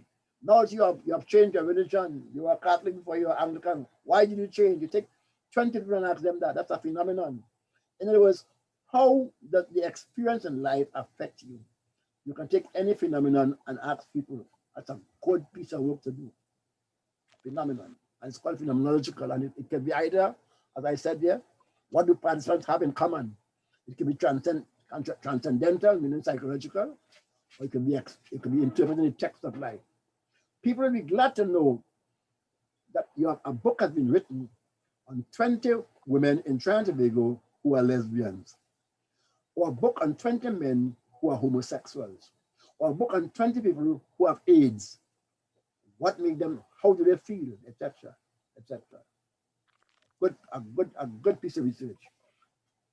Or Douglas, Indian man marry African women, African man, take 20 of them. What a book. What a book. 20 African men marry 20 Indian women. How is your life? What changes? I think there's a nice article from Mr. De Leon being a Douglas. Being a Douglas, yeah. And he kind of has a nice start if anybody read it. Nice start. That's a phenomenon. Any question? Anybody would like to do that? That's a good piece of work to do. That's another approach. Oh, further to that, Professor, further to that, the comedian Trevor Noah, his book Born a Crime. So he speaks about being born in apartheid times. His dad was white, Swedish, and his mom was African. And what it was like growing up in that, his grandmother shielding him. He can't walk the road with his father. By the time he shot behind his father started running and he thought it was a joke, so he ran behind him. But there's a nice parallel with the book and the audiobook, if people want to listen to it, which actually it is him being a Douglas, for lack of a better word, in South Africa. And the whole experiences with the rules and getting a job and doing business and being a comedian. And if you're brave enough, you could take some women by themselves and ask them why they like that, why did they marry an Indian, why did they marry African. You can take 20 women and say, did Carnival lead you to your husband, etc. One thing. The phenomenon, if you look at the phenomenon, this boy wanted to write that at one time in Errol Fabian. Errol said he wanted to write that book, and he hasn't thrown it out yet, He hasn't prevented, he hasn't stopped. Obviously, but he does not have time. But he says he wants to write a book about his life. as an addict. That would be a nice book now. If he had a book now, he'll make money because he'll be able to pay up buy a next house. Buy a next house. I mean, if Errol Fabian tell you about things that you went through, I mean, it was reading. How many persons, for example, know that Errol used to sleep in the dry river? Sleeping in the dry river, around Piccadilly Street, inside the river, down below there. How many persons know all these things? It's drugs. It's drug habit. Drug habits, yes. You know, I was talking with Bradley one day in New York, and Bradley told me some of his drug habits. Boy, I could write books, yes. Bradley tell about his life on drugs. So people do that kind of research called they're taking a phenomenon, and it doesn't have to be carnival. It could be alcohol in a band. It could be experience playing in a band. Your experience playing in a steel band. Your experience playing in a steel band or a music band. What an experience. And you can take about 10 or 15 of them and play together. These are the experiences of playing carnival in Trinidad.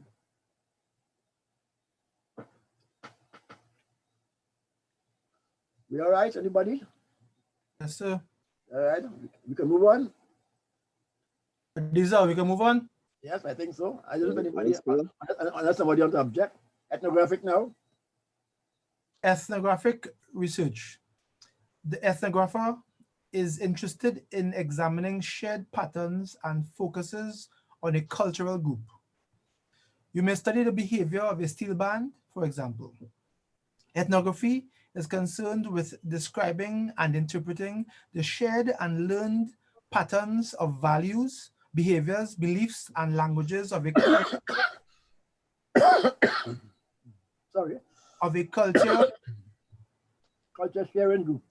sharing group. It is thus both a process and outcome of research. It is thus both a process and outcome of research. Right? Many ethnographers have taken different approaches, causing others to challenge their findings. There is the realist approach. There is a realist approach. The researcher remains in the background, and the critical ethnographer advocating change or reform. Some researchers go native and end up being biased. Others do not understand the culture or cultural anthropology and give biased findings. Ethnography is more concerned with how culture works rather than to understand an issue or a problem. Right. If you're trying to understand an issue or problem, you're doing phenomenological research. But ethnography is just understanding a group. In other words, how does Salif Panmen behave? That's ethnography. How does renegades behave? That's ethnography. What do Desperados men do? How do Desperados men live during the year? That's ethnography. You're looking at the group. You're looking at how the culture are observed on them. You're not putting in your own. You're not putting in your own ideas. You're just saying how they live, what they do. Different bands do different things. Different bands live differently. Different panmen, different pioneers, different masqueraders do different things. That's ethnography. You're just concerned with how culture works. So ethnography is studying a group. So if Adisa had a group of persons having things zest, you could study them. Ethnography is studying the group. Any questions? And we have lots of groups, we have lots of bands here, lots of all kind of Calypsonians by them, all kind of things, pan men, lots of groups here you could study. It's bound to be a carnival group, it could be a cultural group, it could be a group of players, musicians, it could be a group of Ramlila people, whatever it is. That's ethnography. Now, some people that go native. Going native means, I don't know if you know what going native means. Some people that join the group. Like, you know, they say in New York, there are a lot of fellas in New York, lots of people in New York. They went to study Rastafarians. What they did, they go there here, they behave like Rastas and they join a group. And they do that, why? Just to understand the group that their research is doing. But they go native. To understand Rastas, let me be a Rasta. And they do that, and then they write books, and then that's how they make money. They go try. In fact, lots of white men join black groups in the States and write about them. Some of them went on drugs and all to understand what drugs do to them. All this is ways of writing research. And then, as I said, some people they join a group and they end up being biased because the group rubber from them. Question, anybody? It's called ethnography, so we can look at a group. We all right, everybody? All right, yeah. We get so far. But all these these different approaches, all of them interesting though, eh? All of them have different vantage points. All right. Let's look at the last one, case study. Case study approach.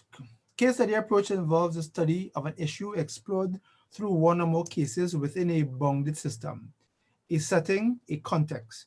Some see it as a way of studying a case. Others see it as a strategy of inquiry, a methodology, a type of design in qualitative research in which in-depth data is collected and a case description reported. It is very popular in psychology, medicine and law, and even political science. You may study a person or a place.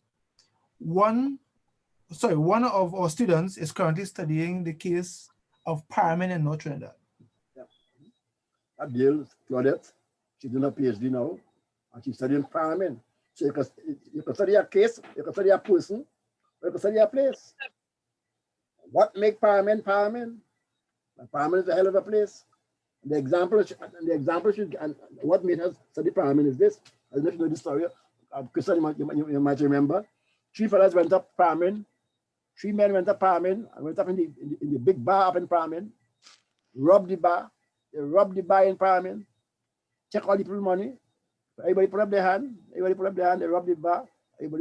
But people laughing at them because the people know what happening. When they finish robbing the bar, they run out of the car. And before they reach down the road, all of them have them. They beat them to death. The police had to save them. Why? Because I know that you can't come out.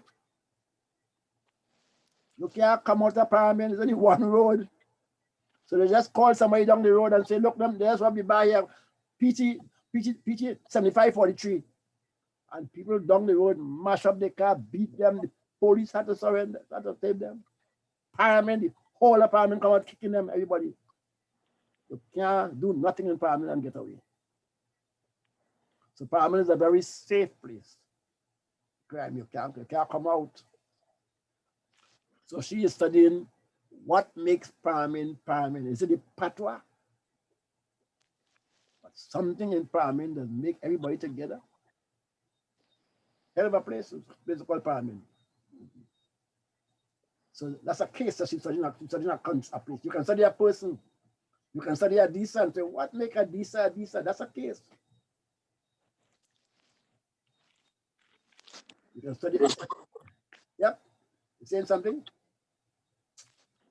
Psychologists like it because psychologists want to find out why you're behaving like that. They study a case. And they usually generalize afterwards. You know? Study a case. We had a case here this year, Ms. Patrick will tell you. We are young, one of our students was studying a band.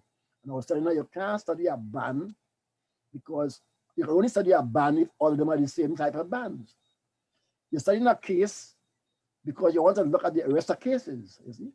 So if you're studying a band and you make a band a case study, it means that you must look at, you're going to generalize and say from having studied this band, you have a theory that deals with all the rest of bands. So you can study a band to look at sailor bands. You can study a devil band to look at other devil bands. Study a steel band to look at other steel bands, you see? You can't study a steel band and then generalize with a mass band. It's two different things. So a case study is to study a case. Any questions? Adisa, you understanding? We lost Adisa? No, I understand. Right, okay. All right, so we can move on then, all 5 approaches. All 5 approaches begin with a research problem or hypothesis and proceed through the scientific research process. Narrative research, ethnography, and case study research may seem similar, but when the unit of analysis is a single individual, but in the 3 approaches, the data would be collected and analyzed differently. In narrative approach, the emphasis is on stories told by the individual and arranged in chronological order. In ethnography, the focus is on setting the stories of the individuals within the context of their cultural and culture-shaping group. In case study research, the single case is selected to illustrate an issue, and the researcher compiles the detailed description of the setting for the case. Narrative approaches tend to be more scholarly since the emphasis is on one individual. Case studies, on the other hand, often involve more than one case. Right. Now, so you can take a person who got sick with some kind of disease and study that case, and then you can generalize and say, well, people who get sick with that kind of disease, you can look and see if they are the same way, etc. You can generalize and see if they have the same thing. no. Yeah. You're saying something? Go Is ahead. So Oh, you want to go ahead. Now. Okay. Now, for the rest of the week, find, discuss, or reveal to me or someone what area you plan to research. I better do that already, yeah? Go ahead. All research starts with a problem. You start by introducing the problem to the reader. The term problem may be a misnomer. It is really the need to study a situation, an event, a person, a thing, a fact, a sound, a development, a concept, an assumption. Right. Continue. Go ahead, yes. All research, especially those in the qualitative vein, start with a problem, the need to study some concept or event. Everyone must reveal their problem during the course of this week. Forget hypothesis or methodology for now. Find your topic or theme or problem. I think all of us we started that already since last week. So I hope by now everybody get their theme already. Your theme is your problem, Start with that. So it could be an event, it could be a person, it could be a thing, it could be a fact you want to look at, it could be a sound, it could be a song, it could be an assumption. What's an assumption? Assumption is you're assuming something. You assume all pan men deaf, that's an assumption. You're assuming something. All Calypsonians hate women, that's an assumption. All Calypsonians love women, that's an assumption. All Calypsonians are stupidities. All Calypsonians have big bellies, all them things, that's an assumption. All these, you can make an assumption. All Calypsonians have no sense, etc. You can make an assumption. Any question, anybody? So by now, everybody should have their introduction, and I'm going to start. I'm collecting them right now, and send them back to you, etc. well, Prof, I said myself last week and then 5 minutes. I'll send it again. I hear. No, I said I'll send it again. I'll send it again for you. Yes, send it again. Yeah, at home. Yeah. I think we can continue. When you begin to write and you introduce your topic, state the reason for your choice. As part of the introduction. Yeah. Then tell your reader why the topic is important to you, to others, to the university, to your children, to the nation, etc. That's the significance of it. Yeah. You may want to speak of your experiences or a job-related problem.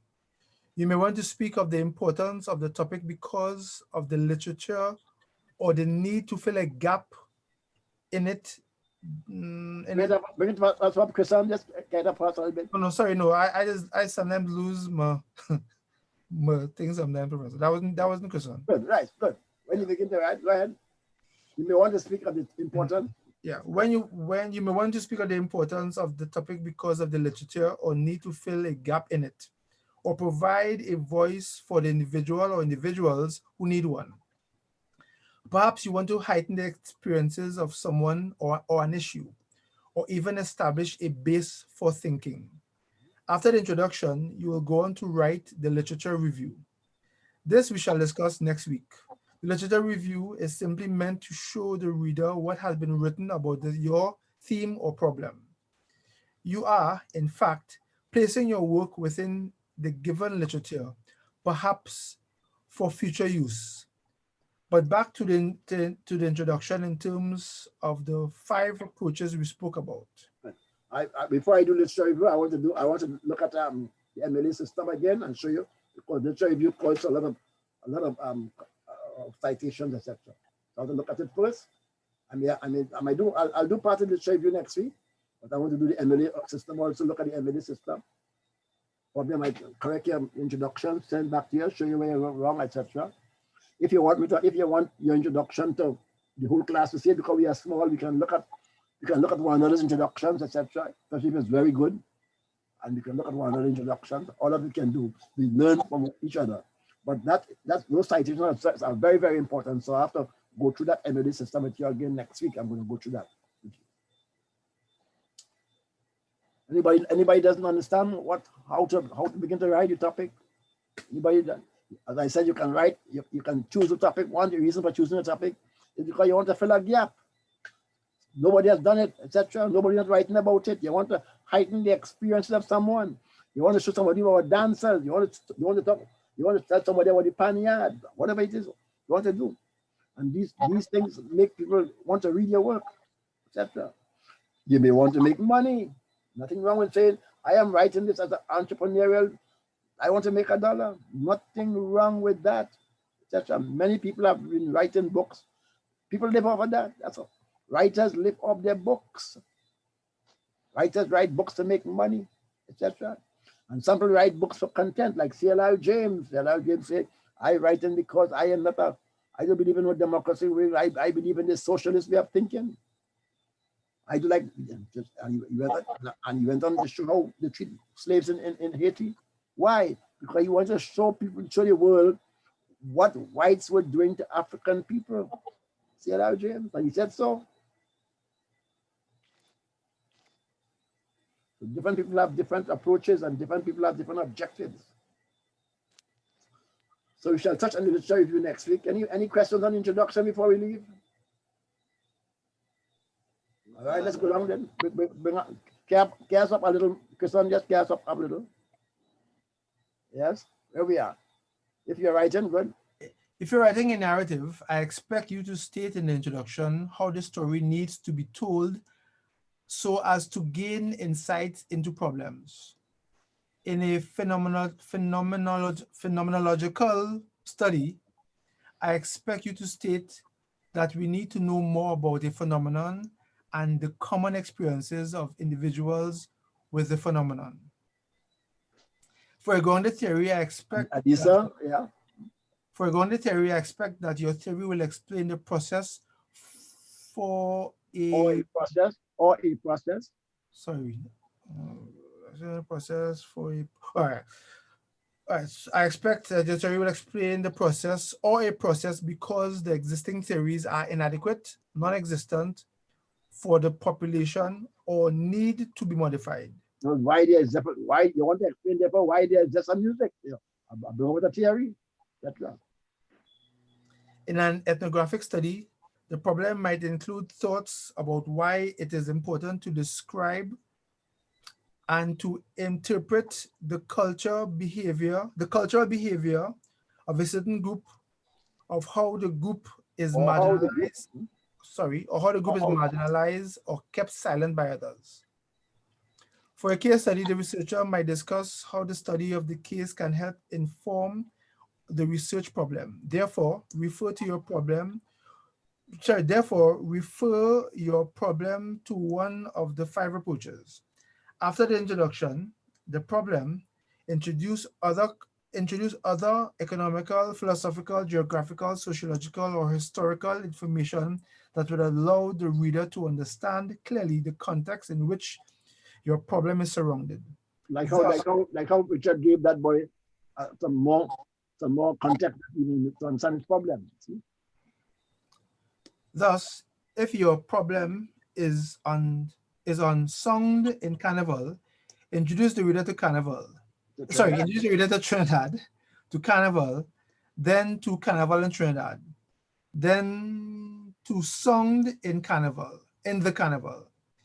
If it's on children in a mass band, introduce them to Trinidad, then Carnival, then to Masquerade, then children bands. The reader must be clear in his understanding of the concepts surrounding your problem. Again, find your problem. Find your approach, if it is qualitative, if it is quantitative. If it is quantitative, if it is quantitative, then your design will be most, sorry, let me read it again. If it is quantitative, then your design will be most important for determining methodology and measurement. Design is basically the plan you have in mind to find the data to be collected. I know you all did a lot of that already with Mrs. Patrick, but still it is quantitative. And then most people are doing, when you begin to do your work, you'll see that even you're doing qualitative, you might have some aspect of it might be quantitative, which is very good. And I'll ask Mrs. Patrick to look at your work and see how can you introduce a piece of quantitative work in your work, because that makes it stronger. It makes your work better when you can introduce a piece of quantitative in your work. So that you're open. Your mind is open. You're looking for good research. Good research doesn't say I'm going to choose this first. Good research is that I'm going to have a problem and I'm going to find a way to solve the problem. That's good research. I'm going to find a method, whether it's quantitative, qualitative, or both of them together. Any question before we close up on ethics? Ethics just means that in these are the rules. So these are the rules. I can put it, if you all are tired, we can leave for the next day, or if you want to finish them up now. What about you think? Finish up. All right, let's finish up then. Ethics. You tired? Ethics refers to the, sorry? You're tired. From reading. I mean, nobody else wants to read. All talent partners in this class. They want to read. Richard, I want to read. I know. Richard likes your reading. No, the man we have to hear from is Dwayne. Dwayne has been low on the list quiet forever. He's here? There's a place, look at it. He's smiling.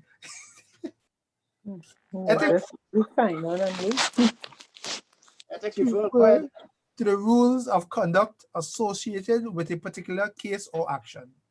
It involves, at times, issues bordering on morals and accepted values. Because social sciences are both scientific and humanistic, a basic problem exists.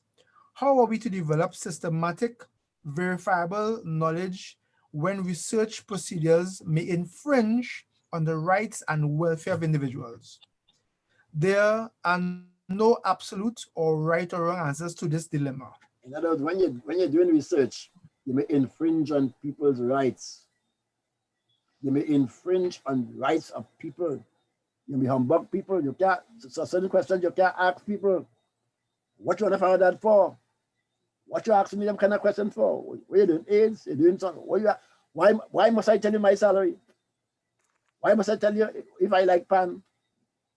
I'd say you can't. If I don't want to tell you, you can't write down what I didn't tell you, etc. Don't infringe on people's rights, etc. That's ethics. Ethics refer to the rules, etc. Go ahead. The values we attach to the potential benefits and costs of social science research depend on our backgrounds, convictions, and experience. Thus, the ethical guidelines are important for the researcher who has to exercise judgment in each situation. Has to exercise judgment. Okay. Thus, the ethical guidelines are important for the researcher who has to exercise judgment in each situation and accept responsibility for the way the research is conducted. Right. In other words, you have to conduct the research in such a good way that you wouldn't infringe on people's rights. People won't find you rude, etc. You ask questions, ask the kind of questions. In other words, your background. You have to learn how to talk to people. You have to learn how to speak to people when you're going doing research, as they'll throw you out of the house. And Prof, just on the ethics part, sometimes you might be doing research and you have to get permission from the organization before you can conduct. And such a bit of research is usually associated with schools and children, where you have to get the Ministry of Education or the school principal, even the parents and guardian, to be able to interview a child. So those will fall under ethics. Can't go in a school. You can't go in a school and say you're doing research. Principal try you out. When your child go home, they say, "Mommy, this evening a researcher from UTT come and ask me if I'm African or Indian." You can't go in a school after trying them thing. Parents say, "What you asking my child?" The principal has to get permission from the parents and all. Yeah, and the ministry and all of that. And sometimes, and depending on the age group, because the child would not probably have that mental capacity to answer your work either. The young girl kind of trip it answer, and so those are the ethics we have to. Yeah. Yeah, going to school and ask a child, "What did you eat this morning for breakfast?" You can't ask her and everything. The mother will bring ticket to court. Funny enough, Prof, even if you go into a government ministry, you can't just go on and interview the public servant. You have to go to the permanent secretary. Correct. And get permission. Get permission. You can't talk on behalf of it. That's why they say the public service is nameless and faceless. You don't know who is who, All you know is a permanent secretary. You don't even know the permanent secretary name. You got to write to the perm sec before she tells you who to go to, or he tells you who to go to answer that. And before you ask, because you have to inform the persons before. I'm doing research and so and so, and I would like to ask you some questions on A, B, C, D, F, G. Will I be facilitated, etc.? And they said, "No, you can't go." So that's why we give so much time to do research. Research is a very difficult thing sometimes because a lot of ethical problems and issues. Number 3, ethical issues. Ethical issues may arise from the kinds of problems we investigate, the methods we use to obtain data, the setting, and the kinds of persons serving as subjects. How, for example, do you speak to people with AIDS? How do you speak to politicians? All these. How you speak to anybody? Because if you speak to me in a kind of rough, robust way, I can't deal with you. Yeah. Like a policeman I talked to this morning. Yeah. If you talk down to people, etc., they close up. They won't give you no information.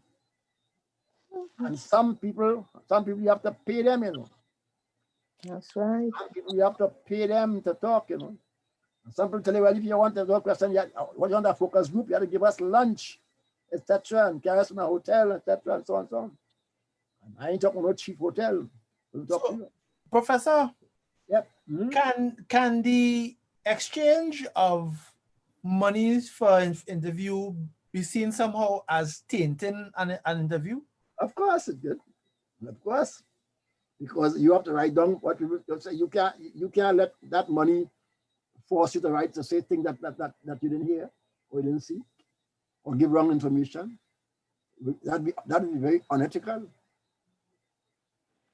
So don't let money fool you. But I'm saying that some people don't like to get information because they figure you're going to write a book and make money. So there's one money up front. Some people want money up front. Some people tell you, "No, I'll give you information, but you don't call my name. Don't write my name in there because I don't want people to know I said this, etc." So you get all this when you're going to do research. Research can be very difficult. So you have to learn. You have to first of all, you have to get permission from the persons. You have to get permission from them first, and tell them what you're going to do and what you're doing with it, etc. Tell them you can't say, "I will write a book." Tell them, "I'm writing a book. I mightn't call your name. I want to find out so and so. I'm not talking about you personally, but I want to write about so and so, so and so." Most people just cooperate, but you'll find here and there, you'll find some people who would not cooperate with you. Punch and Baker always give us a little trouble. Punch and Baker, for example, always give us trouble because some pan men say they want to They want to name him this, they don't want to name on that, etc. Politicians too. Prof, remember how difficult it was to interview Shadow before he died? No, don't talk about He was so suspicious Shadow. that people making money off his head and all them kind of You know what I'm things. saying? Shadow. Well, very difficult. He died and nobody knows nothing because he ain't talking. You know what? Blue That Boy was hard. Blue Boy, Super Blue Boy was hard difficult to to get get. to. This boy had to change some scunter. The last bit, what Yeah, Martin, yeah, Martin, he Martin did it. eventually did it, you know, but Yeah. it was difficult for him to get Scrunter. It's a good thing he was from Sandy Grande. I think he changed from Bungee Garland to Scrunter, but it was difficult. Yeah. And Difficult. when he said every time he go up there, scunter in the bush. Yeah, Run, hunting. yeah, Scrunter hunting the in the bush. hunter. You can't get information. Blue Scrunter. Boy, they make, one time they make date with Blue Boy, they make all kind of dates with Blue Boy. You can't find Blue Boy. Blue Boy is not one to keep dates. You gotta catch Blue Boy sometime. You gotta catch him. So it's very difficult sometimes to carry research. And then when you do research, you have to make up your mind to go back 3, 4, 5, sometimes 3, 4, 5, 6 times to get somebody, you know. You have to plan out your methodology, yeah? All right, number 4.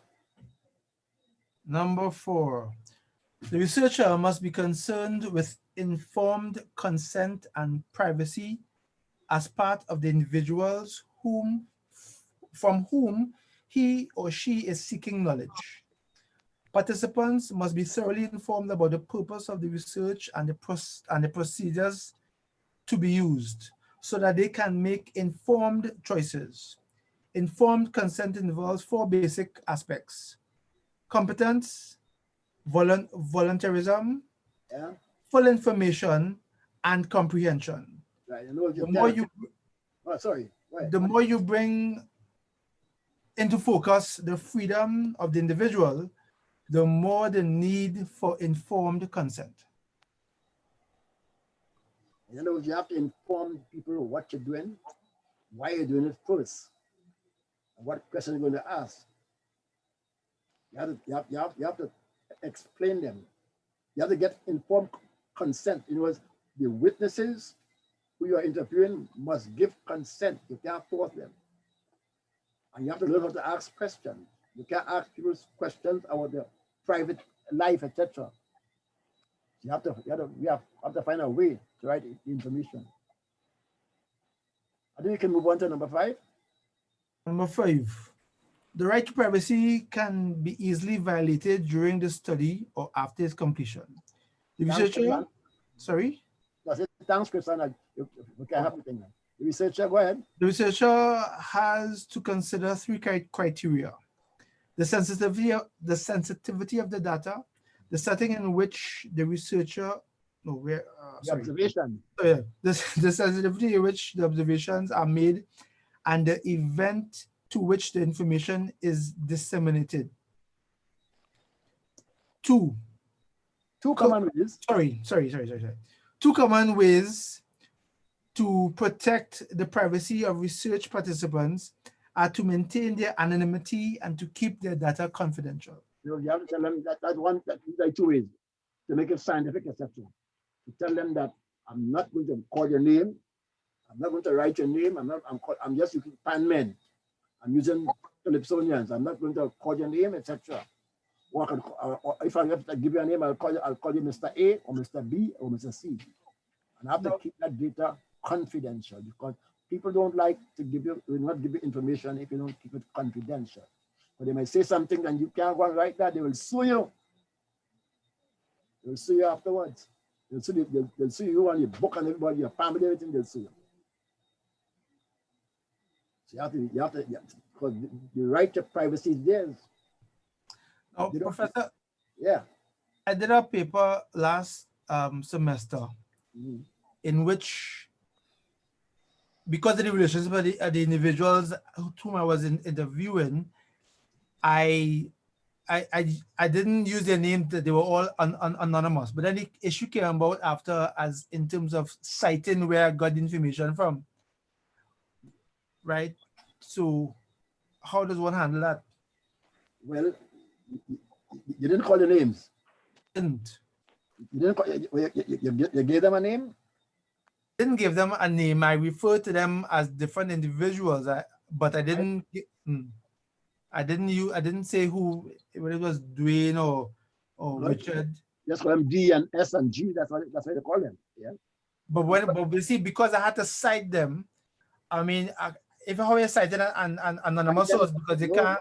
Very simple. Individual B. Individual B, individual C. That's why you cite them. I think, Prof, what he probably wants to is that the whoever was correcting the work, I don't know, wanted to know exactly where he would have got it from. And that is what you have to say, that you interviewed A, B, or C at this location, that place, and on that date and that time. And that's it. Yeah. Right? And then you put a notation that and the person needs not, not want to be identified for whatever is the reason. Yeah. Right? And and you also say it's what kind of word you call it, Prof, and it's not the real name, a pseudonym or something like that. Pseudonym, alibi. An alibi, a pseudonym. Well, that's your right. That's your right as a researcher. Yes, but the person who graded my paper didn't seem to agree. Had a little issue that I felt. Probably because you didn't explain. Well, I would like to forward that to you you tell me if I didn't explain properly. But I followed the examples that MLA cited for citing anonymous sources, Yeah. And anyway, but you can't be wrong because you could lose your life. Right. So I think Dwayne, not Dwayne. Oh God, Neil. What you should have done is that.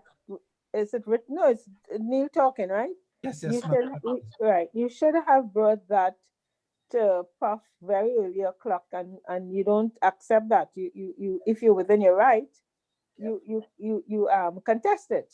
Yeah. Because then there it is, somebody saying something that you have found in your MLE, and then we would be able to tell, as people that teach in research writing, we would be able to tell whether you had a grounds or you didn't explain yourself, as Prof is willing to think that you probably didn't explain yourself to the max or to the health.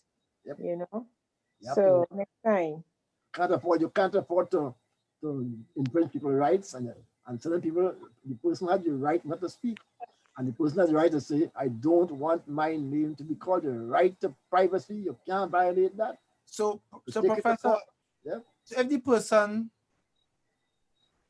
can I make the determination not to use somebody's name, or can that only come from the person who's interviewed? No, you could also use that right. You could also use that. Say, I'm not. See, you must know. You must see that when you write this book afterwards, what could happen to that person. Right. Well, so that was my thing, right? But I felt in some of the comments that I received after that it was. I thought it made sense, and I mean, I don't want to get into the particulars. I don't know if it'll be ethical for me to do that now. But you have to. I mean, you have your life to live. You have and people can do all kinds of things to your life afterwards. And people can make you a pauper. People that sue people, People that sue when the book come out, they'll sue you. Yep. See, so you have to post. I tell them I have to get consent before you put your name in books, etc. Or just going all around the world sometimes, and they will sue you. And Yankees, they make plenty money over that every year. You have to be very careful. You can't write things about people. Even though they write, even though what they say is true, you can't write things about them. And some people are always saying, don't say I say. They give information, but they say, don't say I say, etc. I thought it was because of the relationship of the all individuals involved that some names should be withheld, and I followed closely what MLA said how we should deal with citing anonymous sources or confidential sources, and I don't know. Well, we don't get much trouble. Social scientists don't get much trouble. Who will get plenty of trouble? Natural scientists. Natural scientists get plenty of trouble doing research. If Dr. Garcia come here, he will tell you that people will lock you up into the animal. If you have if you're looking at guanas, and you don't feed them, the people take up to that thing. Dogs, you can't ill-treat animals in the research, and natural scientists they get a lot of trouble. You can't do that, etc. So that's why you look at the last one I have here, number 6. Some universities just drop codes of behavior and tell you you have to behave, you have to conduct yourself in so and so way. As they won't accept your research, you have to be you have to respect the right of people. And if you as the researcher feel that you can't divulge the name, then you're quite right, because is your life in trouble? And some is your life in trouble? But you got to explain that. I'm sorry that happened. You got to explain that to the lecturer that I cannot divulge this name because of A, B, C, D, E, F. And you are the researcher.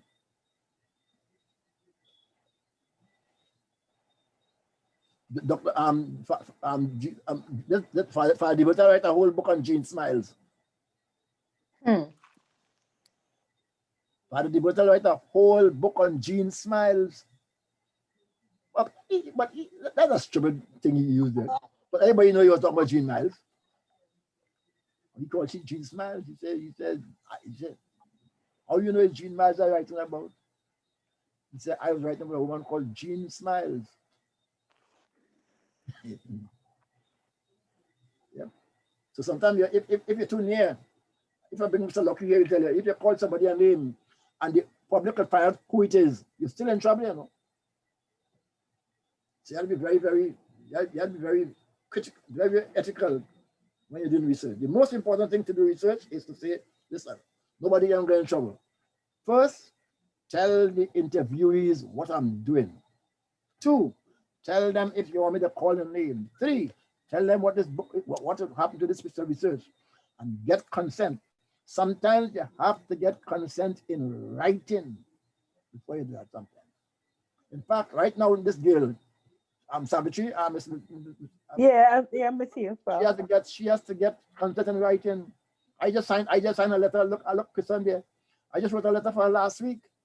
That she has to get consent in writing. They tell her before she goes into them. Yeah. Yes, you do. You have to sign that. You have to sign that ethics in research. So you will come and make. You will make. And when I'm telling you what is one also. When you publish this book, am I going to get 10%? Am I going to get 20%? Let them know that I am writing my book myself. I ain't getting no money. And if you're not getting any money, they say, look, partner, sign here for me. Sign here for me, because I don't want when I publish the book, you come and take me to court and say you want a percentage. So to prevent that, you say, sign that you're giving me information that I'm going to use for my book, and my money, not yours. You got to make sure you make them sign, because if they don't sign, they will sue you and say, we talk whatever, you didn't tell me you're writing a book. And when people see the name in book, are you in trouble? When people see their name in book and you're making money, they finance somewhere to get at you. That's life. So when you're doing research, make sure you get consent. And to get consent, tell them what you're doing up front. Don't ask them how much money they're making. Don't ask them, you have to be very careful. Don't ask them what is your salary? That's my business. Are you a lesbian? That is my business. Do you like so-and-so? That is my business. At what age you get married? That is my business. You can't ask them people. You have to say, I would take it for granted that your salary is between 10,000 to 15,000. They'll answer. You have to, what's your salary? They answer. You have to find out where to answer that one. I take it that you're an African, or would you say you are African? Or you can say, are you African? They will say, well, I take it or you can say of these three ethnicities, what would you say your ethnicity is? You're not bound to answer, miss, and they'll tell you, either mix up thing, yes, you know, or they get all kind of answers. And you can't write down what they didn't say. You cannot write in research what people did not say. So you can't watch a person and say, use African. You can't say, use a man. A person may look like a man, but he may live like a woman. So research, there's trained people, by the way, there's training to do research. And all this is training for you. All this is training for you. Do you like Indian? You can't do that. Do you like African people? You can't do that. There are certain things you can't ask people.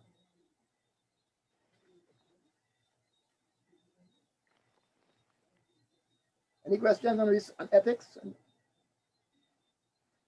So the ethics come, especially the part of ethics comes when you begin to plan your questions, your interview questions. Then when you come to that, you'll see how that ethics is very, very important. How you kind of question you're supposed to ask becomes very, very important.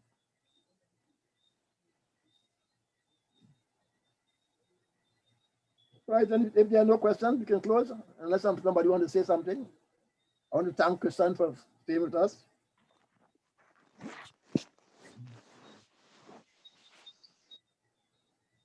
Any question before we close then? Professor, I sent you the email. I just sent to you again, right? To your Gmail address. Okay then. Lovely. Professor, thank you for your article on Dagger. Dagger? Thank you for the article. On Dagger? Yeah, the article you had last week. That was Willie Piggott. That was Dagger, Willie Piggott. Willie Piggott. That's Willie Piggott, man. Richard. Yeah. That's Willie Piggott. Why he think was Dagger? Yeah. Richard, what you read? I'm not gonna ask you that. Richard, like somebody tell you Prof write something and you're gonna big him up. Come on. Catch your You're falling in steps. The article was on who? Rudy Piggott. One on Dagger? Richard. I'm going to read my article again and compliment you again. That's Richard, you're looking for brownie points. You did not No, there was article you read. No, Miss Patrick. Patrick, I read all 3 newspapers every day. I can make a little mistake now and then. But Dagger, that's a big mistake, Richard. Anyway, you go back and read your work. No problem. Yeah, go back and read the article. I believe you're a partner. Well, Prof, I sent you an email earlier concerning tomorrow's not a big thing, just a little notation. Tomorrow's the lesson script. Yeah. Ethnomusicology. Yeah, that's I have to give Christian, I have to give you something. Who's conducting tomorrow, Miss Bridget. Bridget. Yeah. Wow. I think she sent the link already. All right. I have to give you a paper in the morning. I'll send a paper to her in the morning to put up a little paper on music writing or first lesson. I'll do it tonight and send. I'll send it to you. I'll be first thing in the morning, or sometime tomorrow. Right, Christian? A little paper on music writing. Yeah. All right. And Dwayne sent me. Well, I think he sent you too. I don't even know if Dwayne in the class still, but he sent I'm here, Miss. Yeah. Right, Dwayne. So Dwayne, I'm sending my comments to you and to Prof, and then Prof will give the final assessment. Just wanted to tell you that. Thank you. Okay. Good then. Yeah. Well, we give you thanks, Almighty God, for all thy benefits who live us and reign in this world without end. Amen. Thank you, Christian. Thank you to all the folks then. Yeah, thanks everybody. Thanks, Prof. Bye. Till tomorrow. Peace.